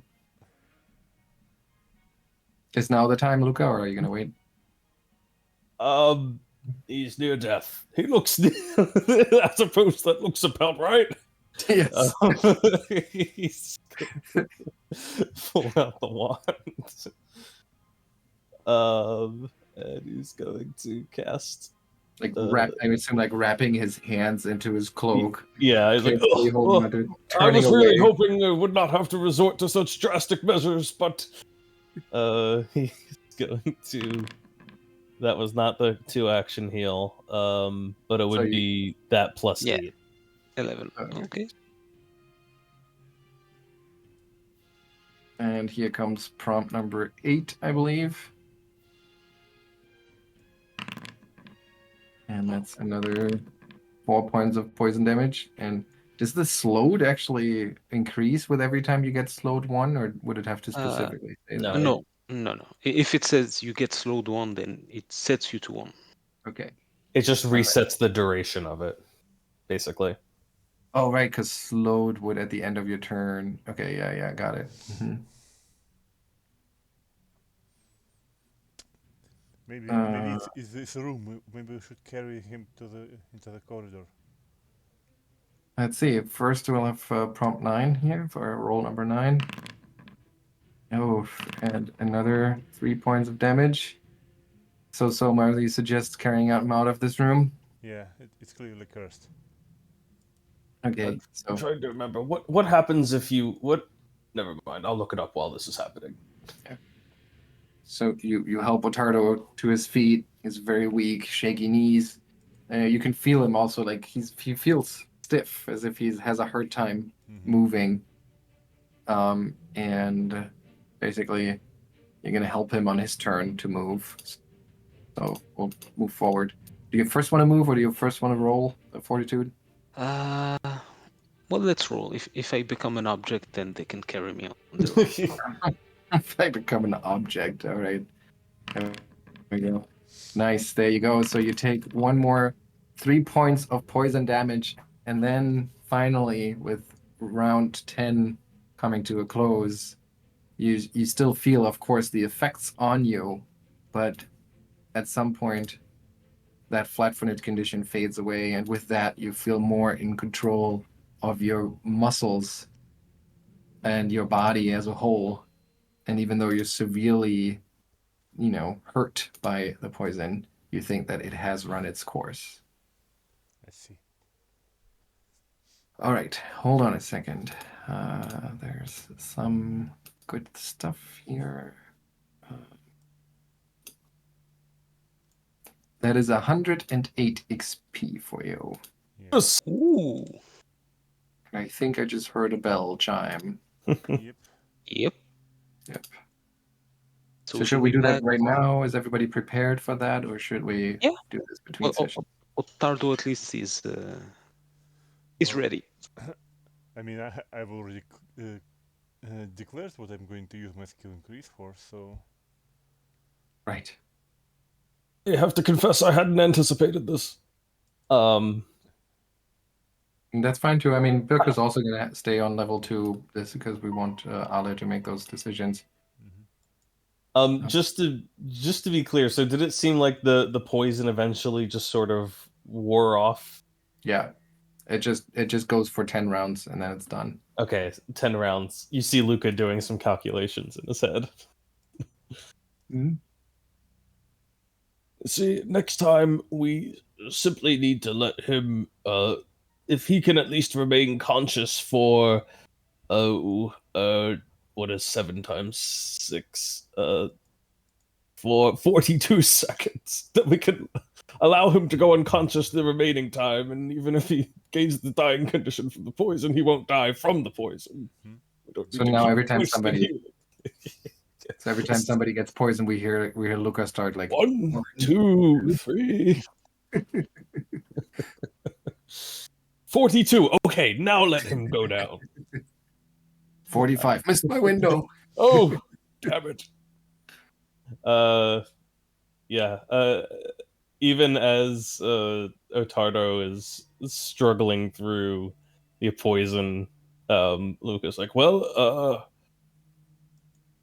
it's good to see you're not dead. I suppose that's a good thing.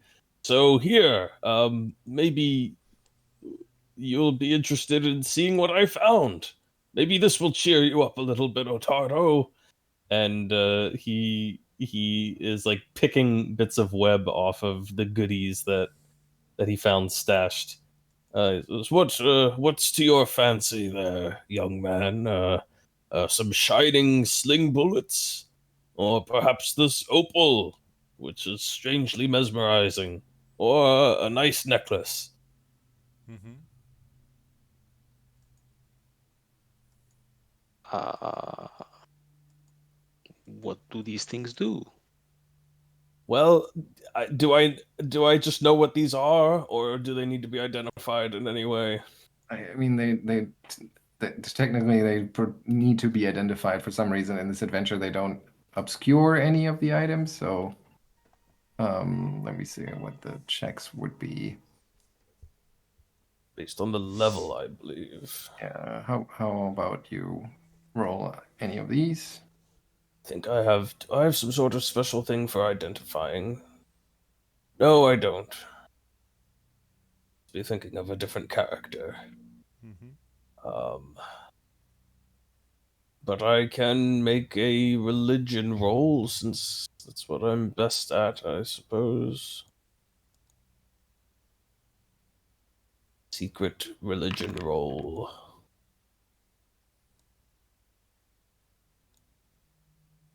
Nicely done. These are shining sling bullets.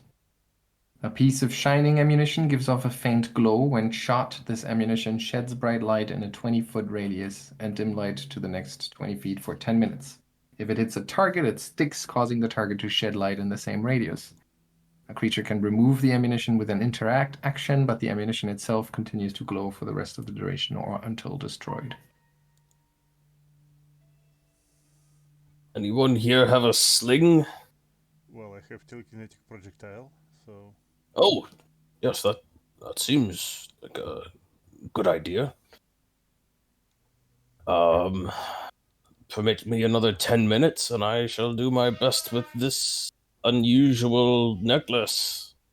Nope, sorry, that's not the necklace. The necklace is this. And no, you do not figure out what it is. Faintest idea, but it's a pretty thing. What about this stone? I'll roll the other one. It's also pretty and quite mesmerizing to look at, but no idea.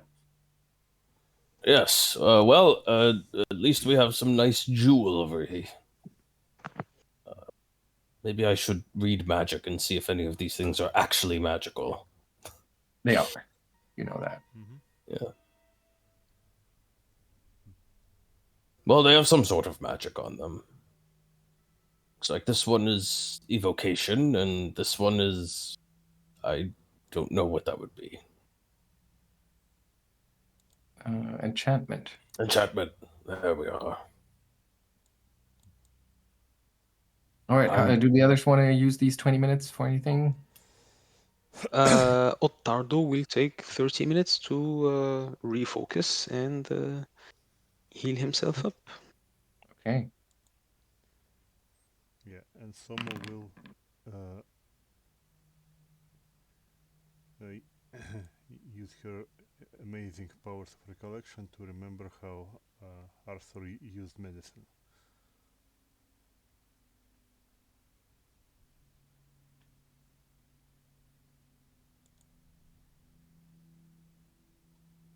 Are you picking a feat in particular? Well, I haven't picked anything yet, but I'm going to pick something medicine related right now for the Okay. general feat.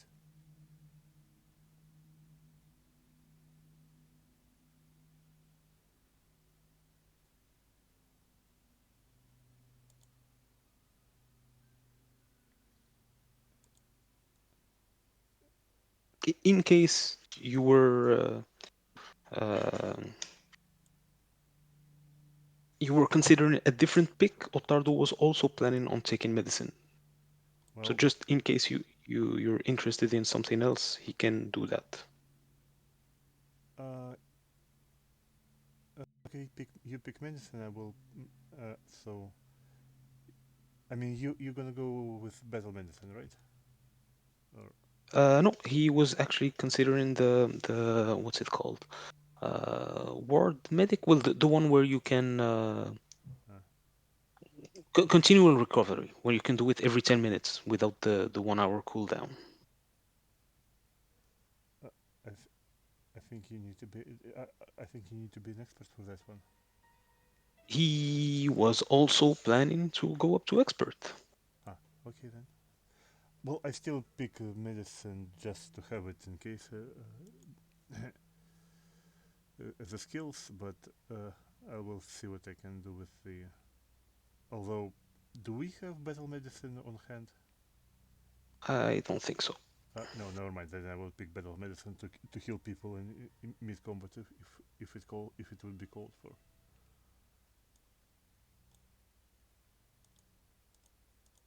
I don't have any idea what sort of general feat to take, Yeah, to be honest. by this point, I've learned that non-spell hit point recovery in Pathfinder 2 is basically mandatory. The what? Huh? What is mandatory? Non-spell hit point recovery. Oh, yeah. Yeah. Is there? Can you use a general feat to gain expert skill level, or is that doesn't come No, from a I feat? don't think so. No. no, that has to be a skill increase, which we do get at level 3. Mm-hmm. Oh, okay. Oh, completely forgot that we now have access to second and third level general feats, so I should probably look at those too. Armored stealth, assured. Ooh, assured identification. I might go into identifying magic a little bit more. That seems like a good thing to do. Considering I have all of this stuff for detecting magic and auras and all that. Yeah, that is definitely your quote unquote job in the group. What is it called? There's Short? assured identification, which basically just means you can't critically fail to identify something. And if you would misidentify a cursed item because you roll a success but not a critical success, you simply can't identify it instead. Okay. Interesting. But I can get level 3 feats, so I should see what else is there.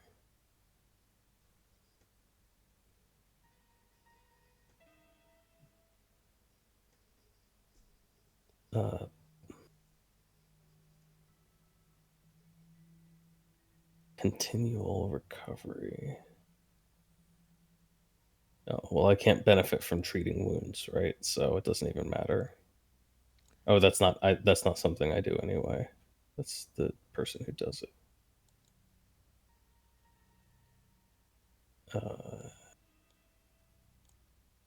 Gain a first level ancestry feat. Do you have any cool skeleton feats that you were interested in? I think I already actually, yeah, there's a cool one to avoid critical hits. Oh, is it the collapse one? Yeah, Yes. that one's fun. Maybe I'll go for that. You rarely are on the front line. Yeah, I've taken one crit, I think. Yeah, well, Hmm. Lucca had collapsed without help of the feet for several times by now, so he has enough practice. Lasting coercion. I don't really coerce people very often. Which goes short.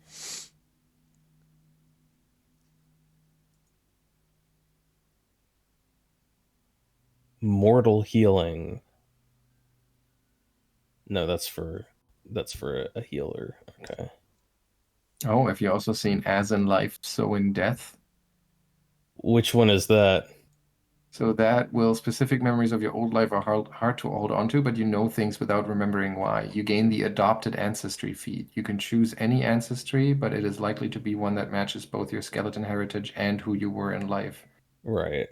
As long as your body is completely covered by armor or clothing, you do not have to attempt deception checks against the creature's perception DC. Yeah, I think I had a thought about taking that one in the past when I was first building the character. But Yeah, but it is a lot of. that could be good too.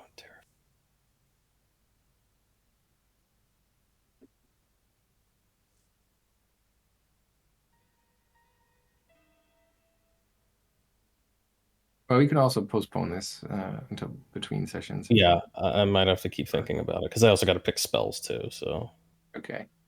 Well, So then just don't forget to reset your XP if you already used your or Yep. leveled up. We should be Oh. at 30 XP. Yep, I think so. And I see that Birke is level 3. You didn't make any choices for her, right? Yeah, I just set it to level 3 so that she gets the Yeah, the level to automatic. everything. Yeah, makes sense. Okay, all right. yeah. So you've hung out here for about a half hour in this web covered room. Maybe you were just postponing having to get past the traps in the room next door once more, or where are you heading next? Uh, well, just before that, Ottardo is going to put the shiny valuables into the loot. Okay.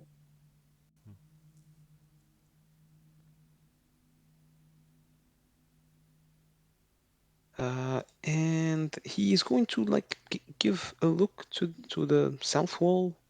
Maybe there is some other passage we could take. All right. So you search the room. Yep. But yep. But there's nothing that seems to help you.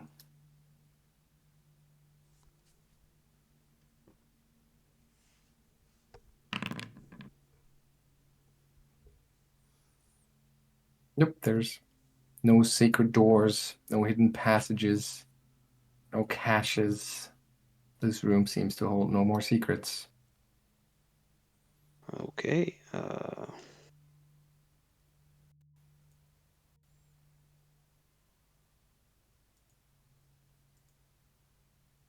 Well, there's two traps that we can. Three traps then that we can avoid. I guess it's only the last two that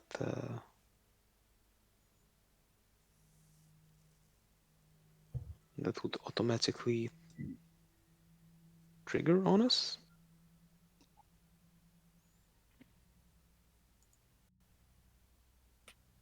Shall we go then? Yeah, I think we're done here.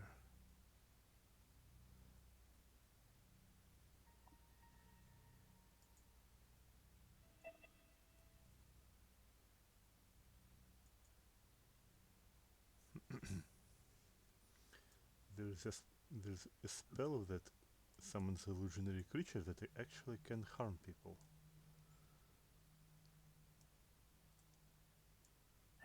Okay.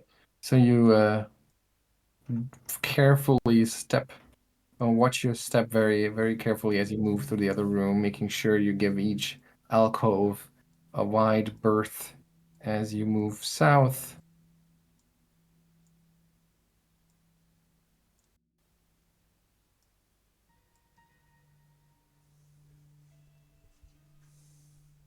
Do the traps that had triggered look like they reset?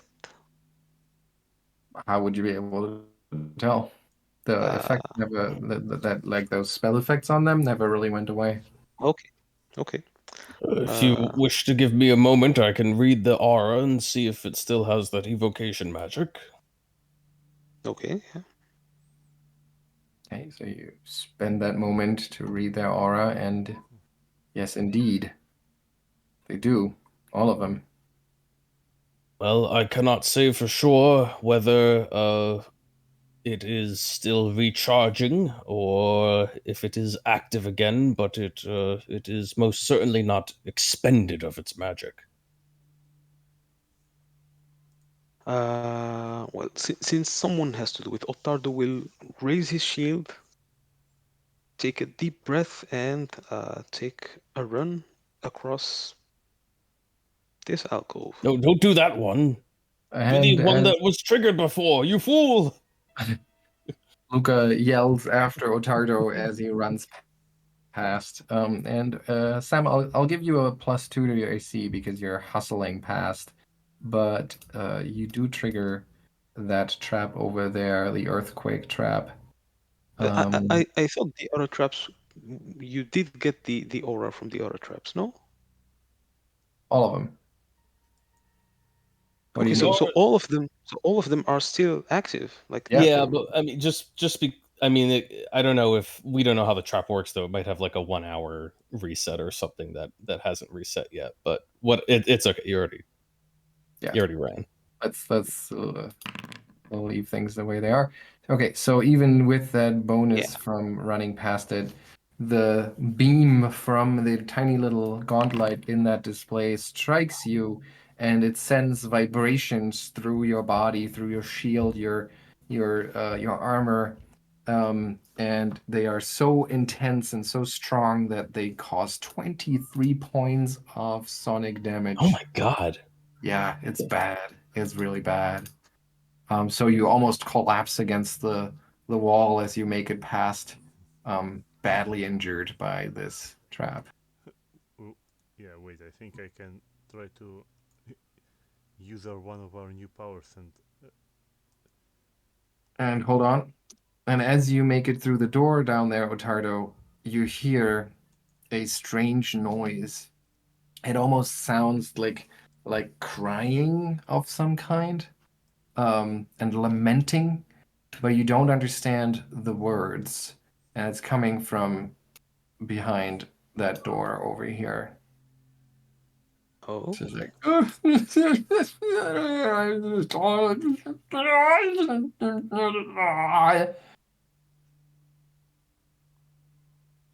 Mhm. and then it is Soma's turn, or well, whoever, we're not in initiative. I wanted to try and use my one of my freshly, well, I don't know when we actually get one of the spell slots from level up. I want if spell slots are available, I thought to upcast the. Yeah, those will come back after the next Okay, long then rest. then I'm So not then I'm not healing Serotardo for 2d10 with my upcasted Sooth because I've marked well, Sooth. first things first, you hustle past the alcove on the left here, and Yes, I did, but just to point that out, that didn't trigger the trap once again, even though Luca, you Oh. did sense an aura that is in that alcove still present. I told you. See. yeah. Okay, never mind. So I do that. I've marked Sooth as my new signature spell for first level, and that's about it. And I actually don't see Serotardo because there's no light. Well, you would. All right. I It's need not. to do Yeah, this, and then Birke can catch up to us. yes, and neither neither of those alcoves trigger anymore. All right. Give yourselves 60 XP for successfully triggering most of the traps. Wow. I didn't realize that was going to be beneficial. Mhm. Well, you made it through. I believe that hazards give you XP, no matter how you make it past them. Ottardo is going to lay hands on himself, and as he's doing that, he's going to mention the sounds he heard from the last door we haven't explored yet. Mhm. Yeah. So again, like then those sounds are ongoing. So as soon as the others catch up to you, they also hear. And it's like, and so you can give me a perception check if you like. You want to like keenly try to listen for anything that you might be able to understand from this lamenting.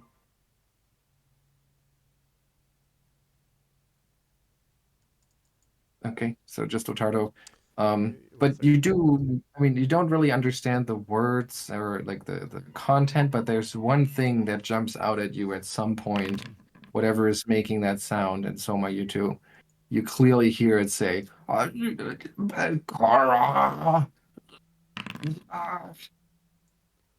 Yeah, that's And look at you What also. was that?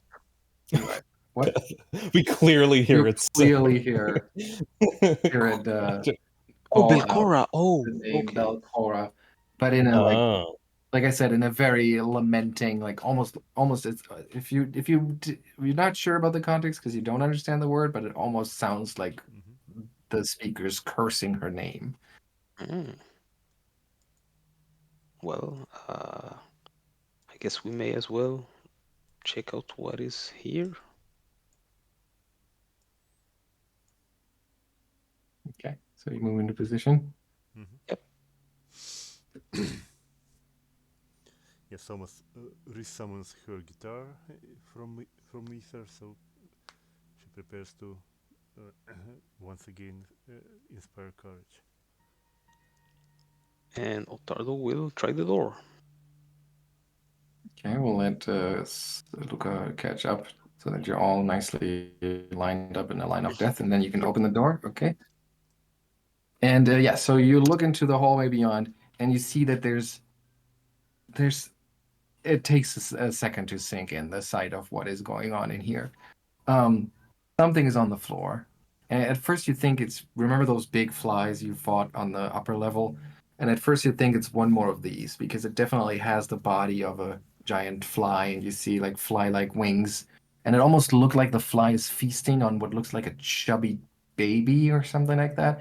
But then you realize no, it's not a fly feasting on the baby, it's a half fly, half baby creature.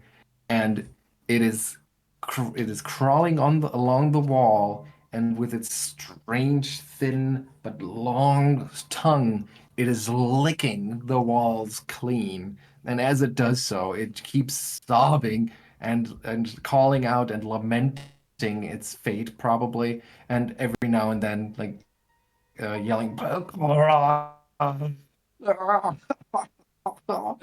and then it notices you peering into the room and turns its faceted eyes to you and its gaze like narrows and you can see it just go and as it yells out these little mandibles poke out of its mouth and it attacks.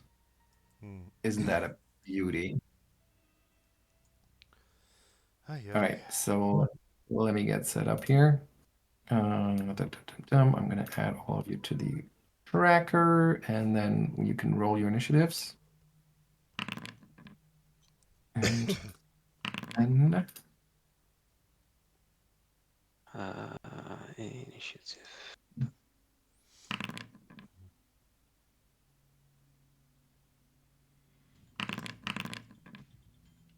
In, Oh. in case it makes a difference, maybe we have. No, I guess it doesn't make a difference. all right, and Lucca is actually the first one to be able to respond to this monstrosity here. Oh, what is it? Religion. Oh, perfect. I may be an expert in that, but I'm not sure yet. Imposter syndrome. Mhm. Nice. Yes.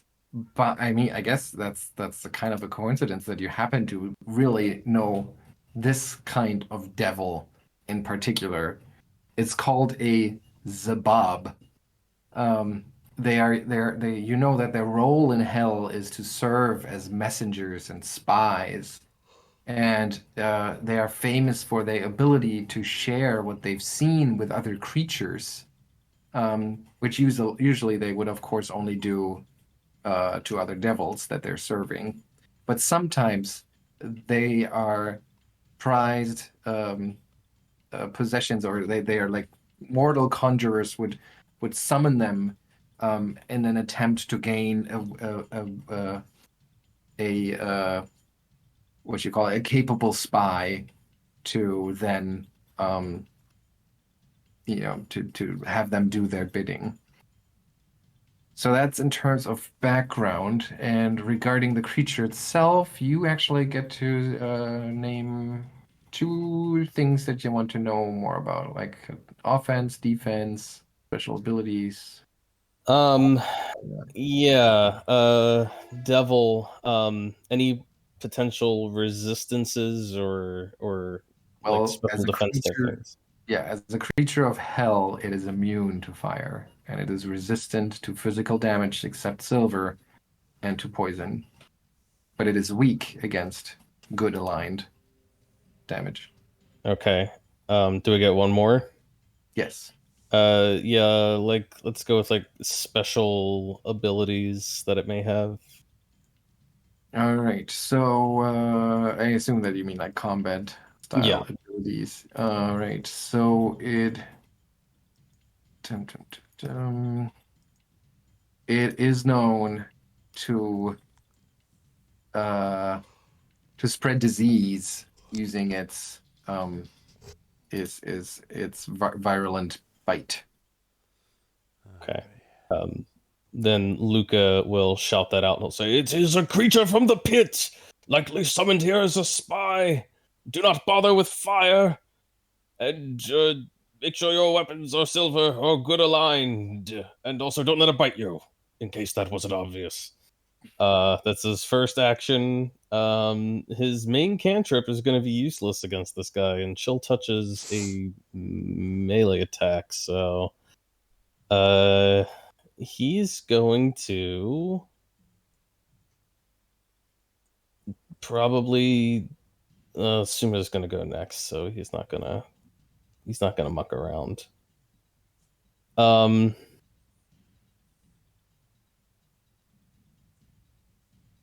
he doesn't uh, I don't know. It doesn't look it's nasty, but it doesn't look particularly dangerous, so two actions. He's going to uh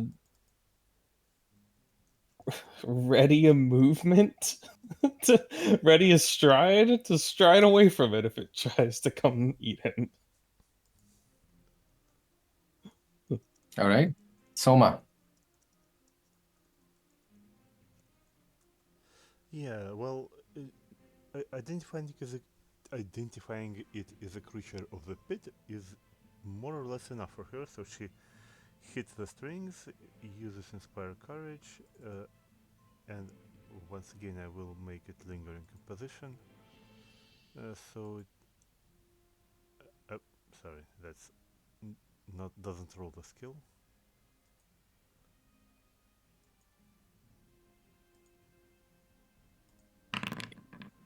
Yeah, and for my next trick, she will just shoot a telekinetic projectile at this tiny devil. All right. Let's throw some stuff at her. You hit it.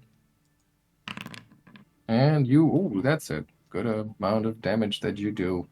Although, of course, only a little bit of it comes through. Birke. Birke heard something about a devil, so she is going to move in to check it out. Yeah, she can lean over. Doesn't have to move. She doesn't want to, but okay.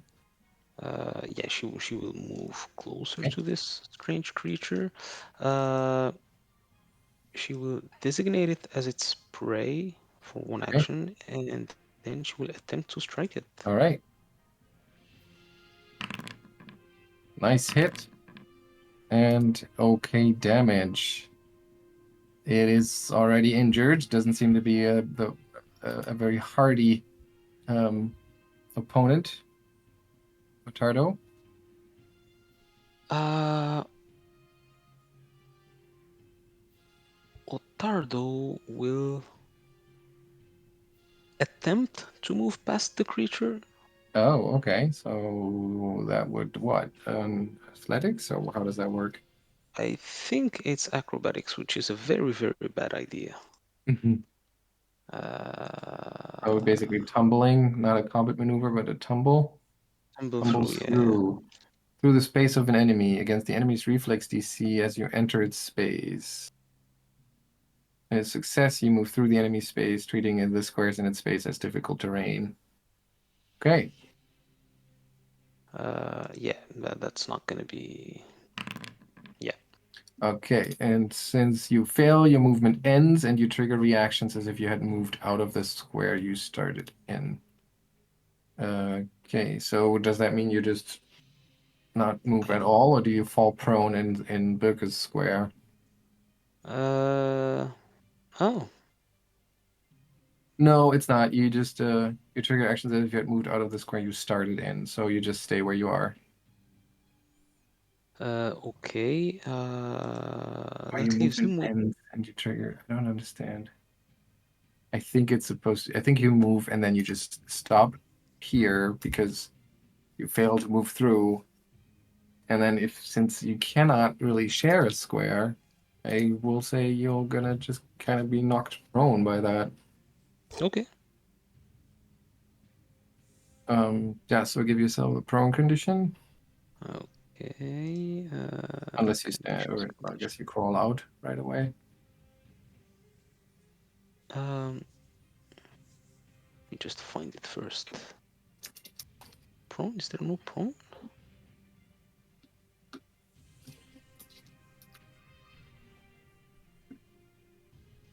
Paralyzed, petrified, prone. There. Oh yeah, the stairs one. Yeah. Okay. Uh, well, on the floor, he is going to raise his shield. Mm, Uh,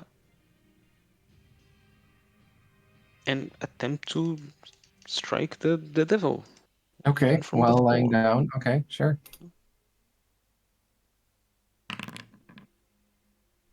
You succeed and cause some damage. That's the end of your turn, and it is the creature's turn. All right. So, as Ottardo falls to the ground, I think it is trying to use the advantage. Prawn still gives you an advantage, right? So it should see an opening. Do you get you get a What? bonus when targeting for +4 against ranged attacks? Prone makes you flat-footed. So Oh, it makes you flat-footed. That's it. yeah. Okay, so yeah, so then the creature would see its advantage as you're flat-footed on the ground, despite the fact that you're kind of hiding behind your shield, and it's gonna try to bite you. And it hits and does. We have 11 points of damage, and I will need a fortitude save. Okay. Ottardo is going to block some of that damage.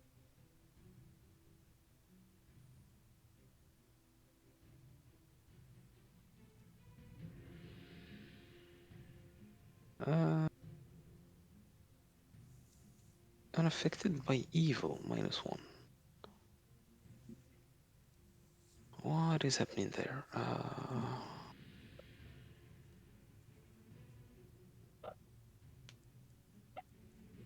Yeah, that's fine. I mean, you just can't block the evil damage, I guess. We're gonna All right, just roll the got fortitude save. eight. Oh yeah. But it didn't. It didn't apply the full. I'll take 1 extra point of damage, I think. All right. Okay, that's good. I think the shield shouldn't be affected by the evil damage, But but it you should should. go through. Yeah. Yeah, that's true. All right. So that was its attack, and it just kind of like launches into a tirade. And actually, Lucca, you understand it. It is speaking a language you know. Um, although all the others don't understand a word. But Lucca, you clearly hear it say, "I did not lick this entire place clean only for you to bring that your dirty boots in here and spread your filth everywhere." And then it is going to try to strike Birke with its mandibles. Hum, and does so successfully for 9 points of damage. Okay. Close this.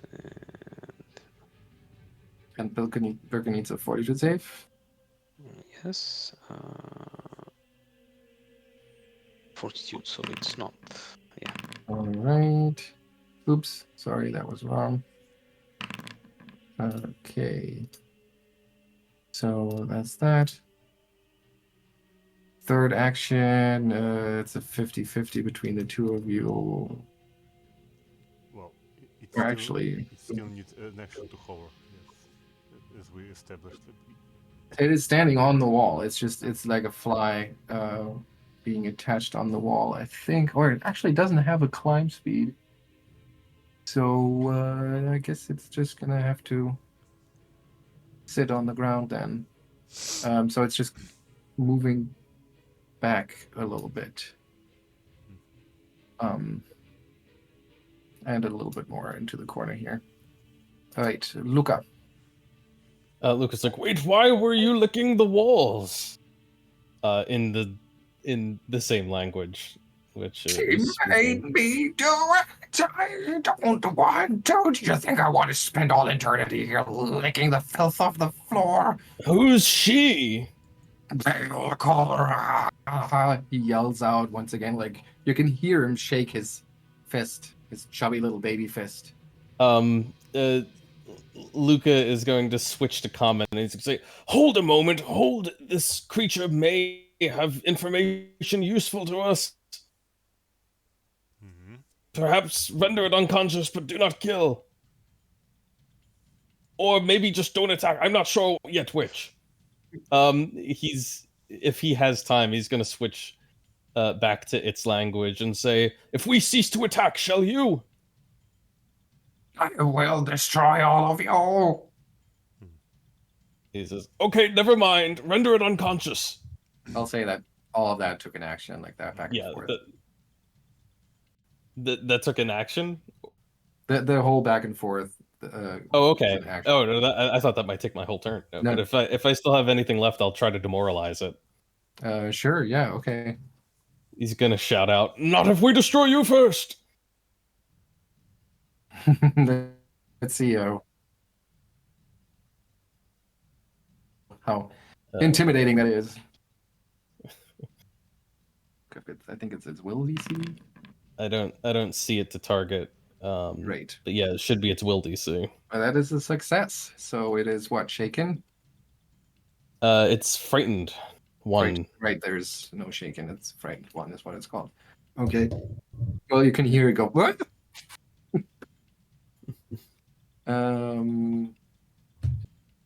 That's your turn. Yeah. All right, Soma. Well, I actually don't remember how not kill devils. So I will continue inspiring courage in everyone, and let's see.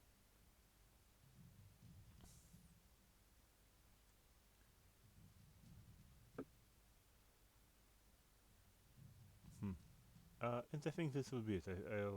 I think Ottardo will can handle incapacitation fairly well. So that's your turn. Yes. Okay, Birke.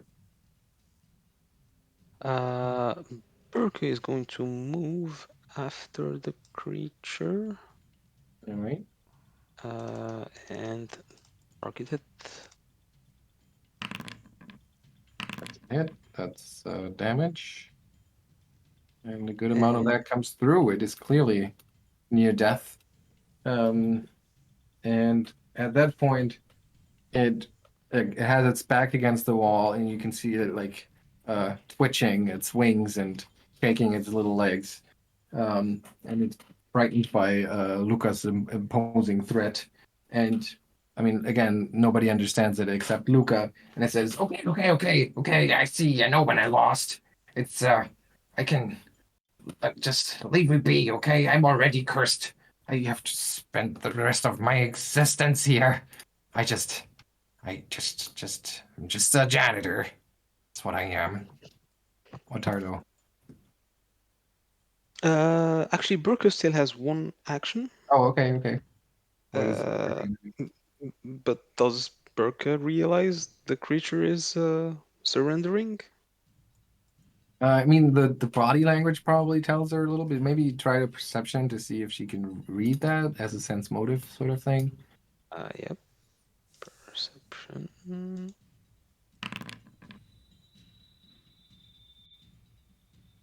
Um, I don't think she really interprets that correctly. Well, she is going to try hitting the creature again. Okay. And she misses. Then it's Ottardo's turn. He is going to start by standing up. Mhm. So that's one action. Then raising his shield. That's the second one. And third action, he will move into the room. All right. Yep. So you see the creature with its back against the wall, like I said, twitching, making gestures. You can give me a perception check too, if you want to try to figure out what's the meaning of this. And I think for you, it is. May look at skill DCs real quick. DC by level. Because I always forget what is supposed to be a hard task and what is a not so hard task.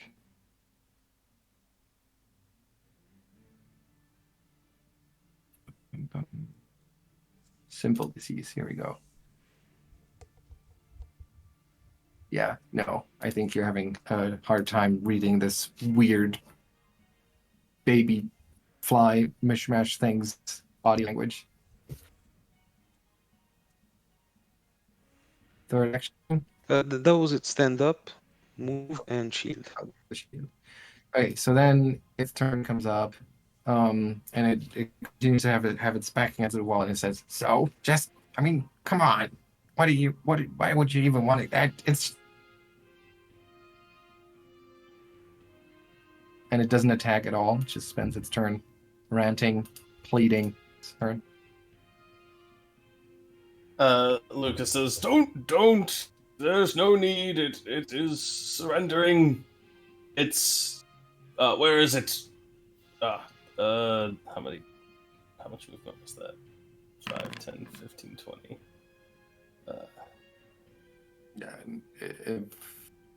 Yeah, let's keep going. Yeah. Yeah, he's gonna I guess he takes 2 actions to move over here.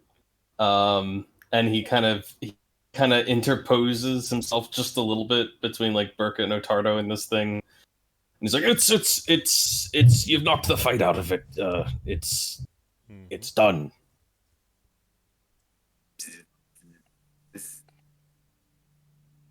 Yeah. So Souma, what are you gonna do? Well, she will move closer to the rest of them, but just in case she will continue playing the tunes, and that would be the case until. Although no, scratch that. Yeah, this time I want to play the Inspire Competence and I will target Lucca. All right. Birke. All right, just to keep it brief, Birke or Ottardo, are you gonna lay down or put down your weapons for now, or are Yeah, you gonna? Okay. yeah. All right. We'll see what Lucca All right. does. Then of course everybody stays sharp, but you don't continue to attack it. Mm-hmm. And it's like, what? What? Never seen a devil before. If you don't want to destroy me, then just leave me to my horrible existence. Yes, undoubtedly you are correct. Your existence is horrible. But you say that Belcor forces you to clean this chamber with your tongue. Why is that? And why are you forced to do it for all eternity? You don't know nothing about devils. I'm bound to my contract with her. She tricked me. Can't believe she did it, but she tricked me. I have to spend 18 hours in this room over there. And he points to the room with the open door that you're right in front of, Lucca. And you peer into the chamber and you see that it's like, um, it's a fairly simple room, and the walls have been painted kind of crudely and almost childishly to depict a horrific hellscape of like burning mountains and rusting cities and what you would figure are probably tormented souls. But there's just hardly any features in this room, just a pile of moldy straw and a broken shelf. He says, and he continues, 18 hours I have to spend in there. There's the rest of them of the day. I buzz around this place and I'm forced to lick the balls in the floor. Did you notice that most of the stuff in here is very wet?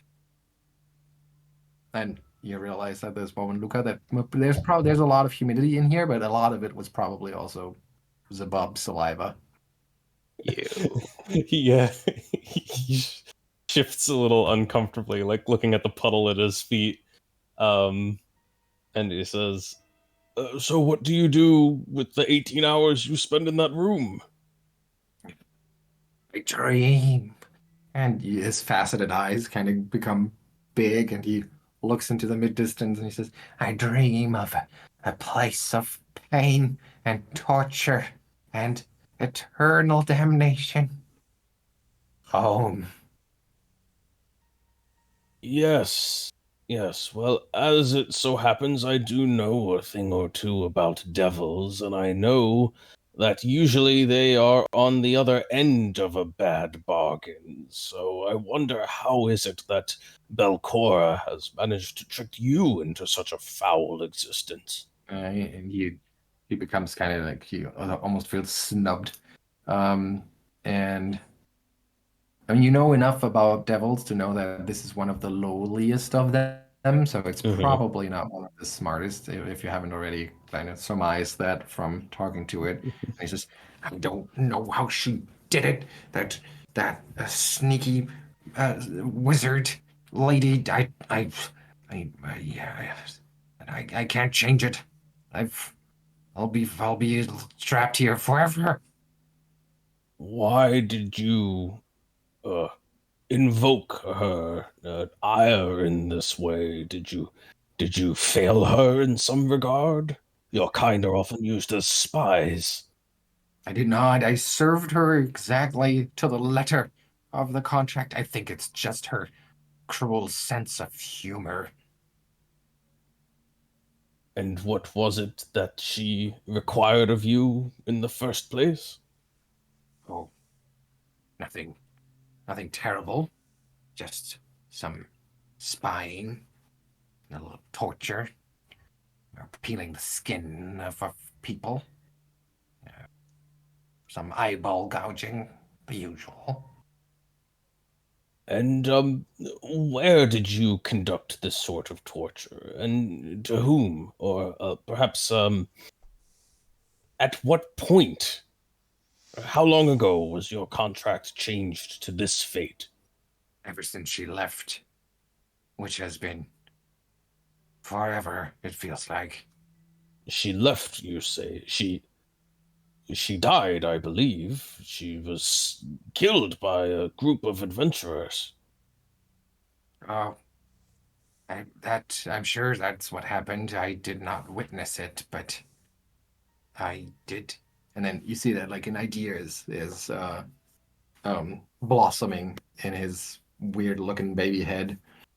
And he says, "Oh, but I did see something else. I'm sure I'm sure you would like to see it too. Will you just leave me be if I share this thing with you? The thing that I have witnessed."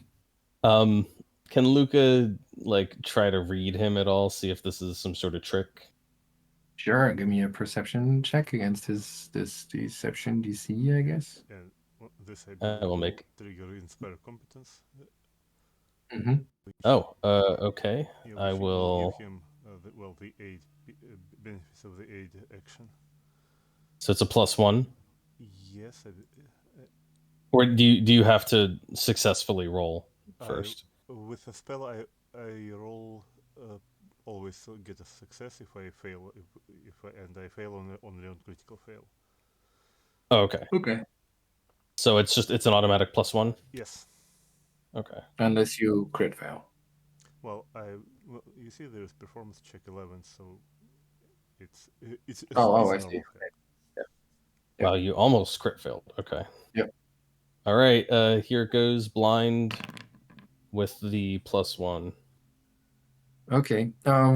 He really just seems to be, even though his existence here is pretty horrible, he just seems to want to be left alone. So you have no reason to not believe his offer.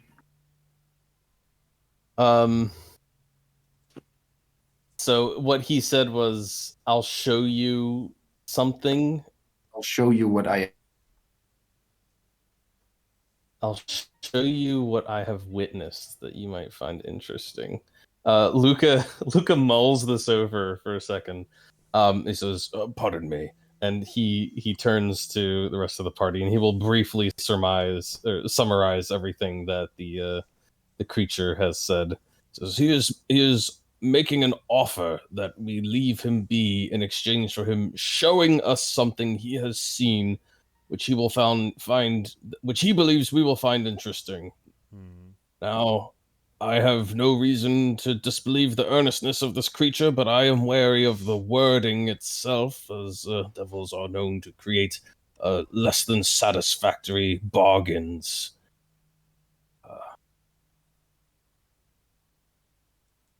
What do the lot of you think? Is it worth the risk?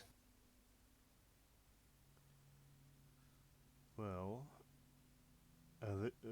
this being has spent in these chambers way longer than any of us, so it might actually know something useful. It might be worth the risk, I would say.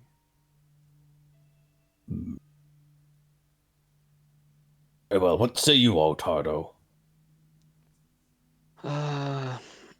I'm pondering what will it do after. Well, apparently it will return to licking the walls clean. It seems it has no other recourse but to wait in this chamber to the north of me, and then spend 6 hours a day licking this chamber clean. Wow. Not just a chamber. Like he was talking about the whole The whole level. Oh, the entire level. That's why everything's wet. I thought it was just this room. Nope. I mean, he did mention he was the janitor. Yes. Ottardo will shrug. The creature seems harmless enough.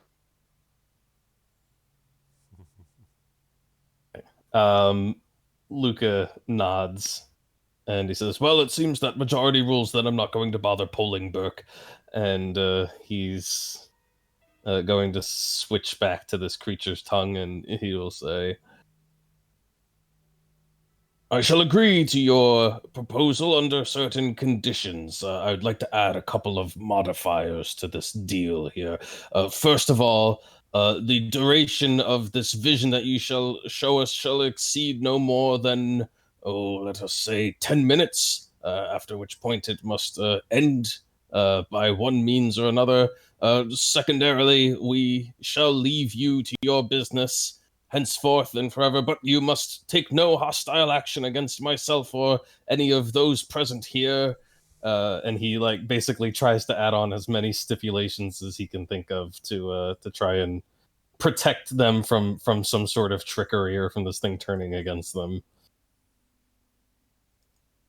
All right. Okay. And you see the Zabob kind of nod along as you go through your stipulations, and then he says, and in turn, you will promise that from here on out, you will leave me in peace. You will leave me in my chamber alone. You will not hurt me, not try to destroy me. Only do not, it just goes through a laundry list of its own stipulations. He'll nod along and he'll counter argue some of the points. We will explore the entirety of these chambers one time, but after a point we will leave them be and blah blah blah.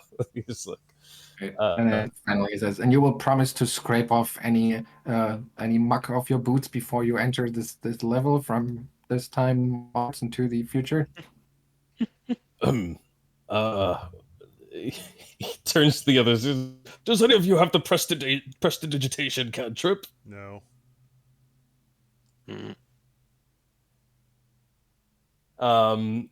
He says, we shall do our best to not increase the soil of this level by reasonable means, as can be accomplished during normal travel in and out. This does include such details as wiping boots on entrance to level, so on. At this point, like Birke finds in her armor stuck a piece of the flesh warp creature from before and just kind of absent-mindedly picks at it. But finally, this Bob says, Then we agree. and he like moves forward a little bit and then reaches out with its chubby baby hand to try to touch you, and also reaches out to the other three, like kind of like holding out its hands, inviting you all to touch him. Everyone grab its grubby mitt. Who's grabbing?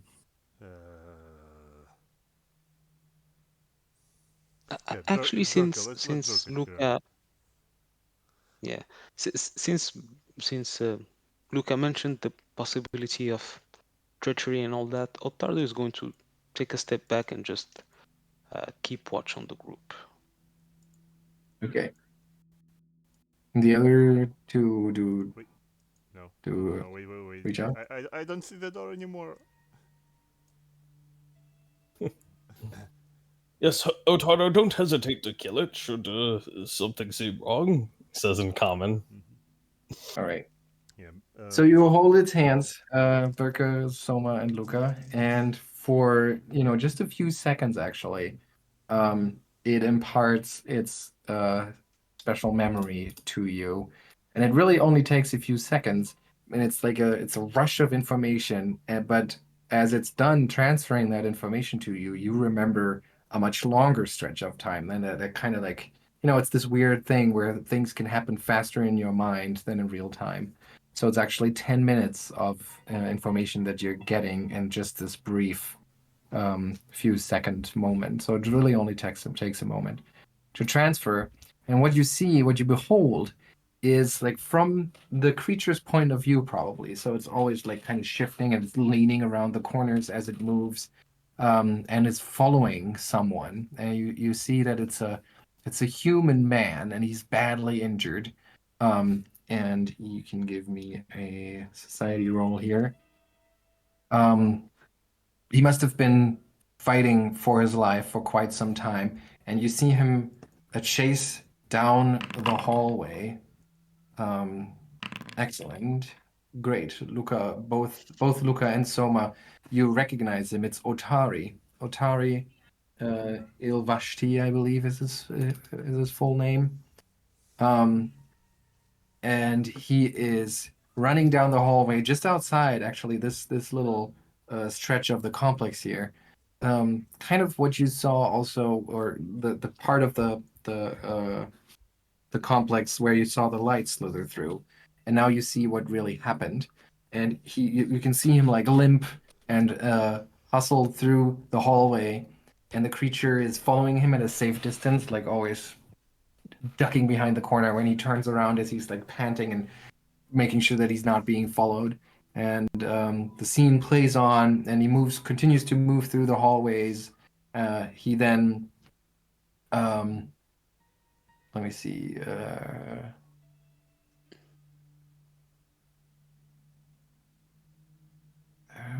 Sorry. Sorry, I need to make sure that I'm giving you the right information here.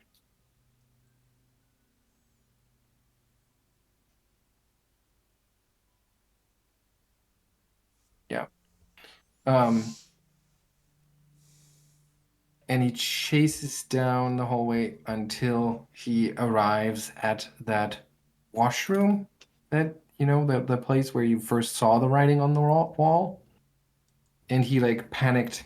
He pokes his head out of the room one last time, looks around, and then he shuts the door, and you can hear some scraping sounds behind, as he's probably barricading the door. And then the memory fades. That's it. So it's not really new information for you, I guess. And so yeah, so that stops, and you are done with this little procedure here, and the devil just looks at you and says, "Huh? Wasn't that interesting to you? I'm sure it was, even though I don't remember it. I don't remember it now anymore, because that's how this works. I hope it was helpful. And now, leave me alone."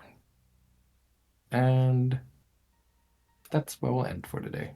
Mm-hmm. Interesting. All right. Before we end entirely, I will give you XP for the devil, simply because you managed to solve this quite adequately. But now you'll be at party level 3. So that's 40 XP for you.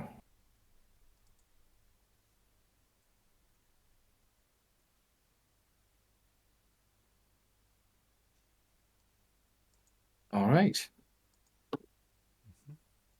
Good job, everyone. Okay. Awesome.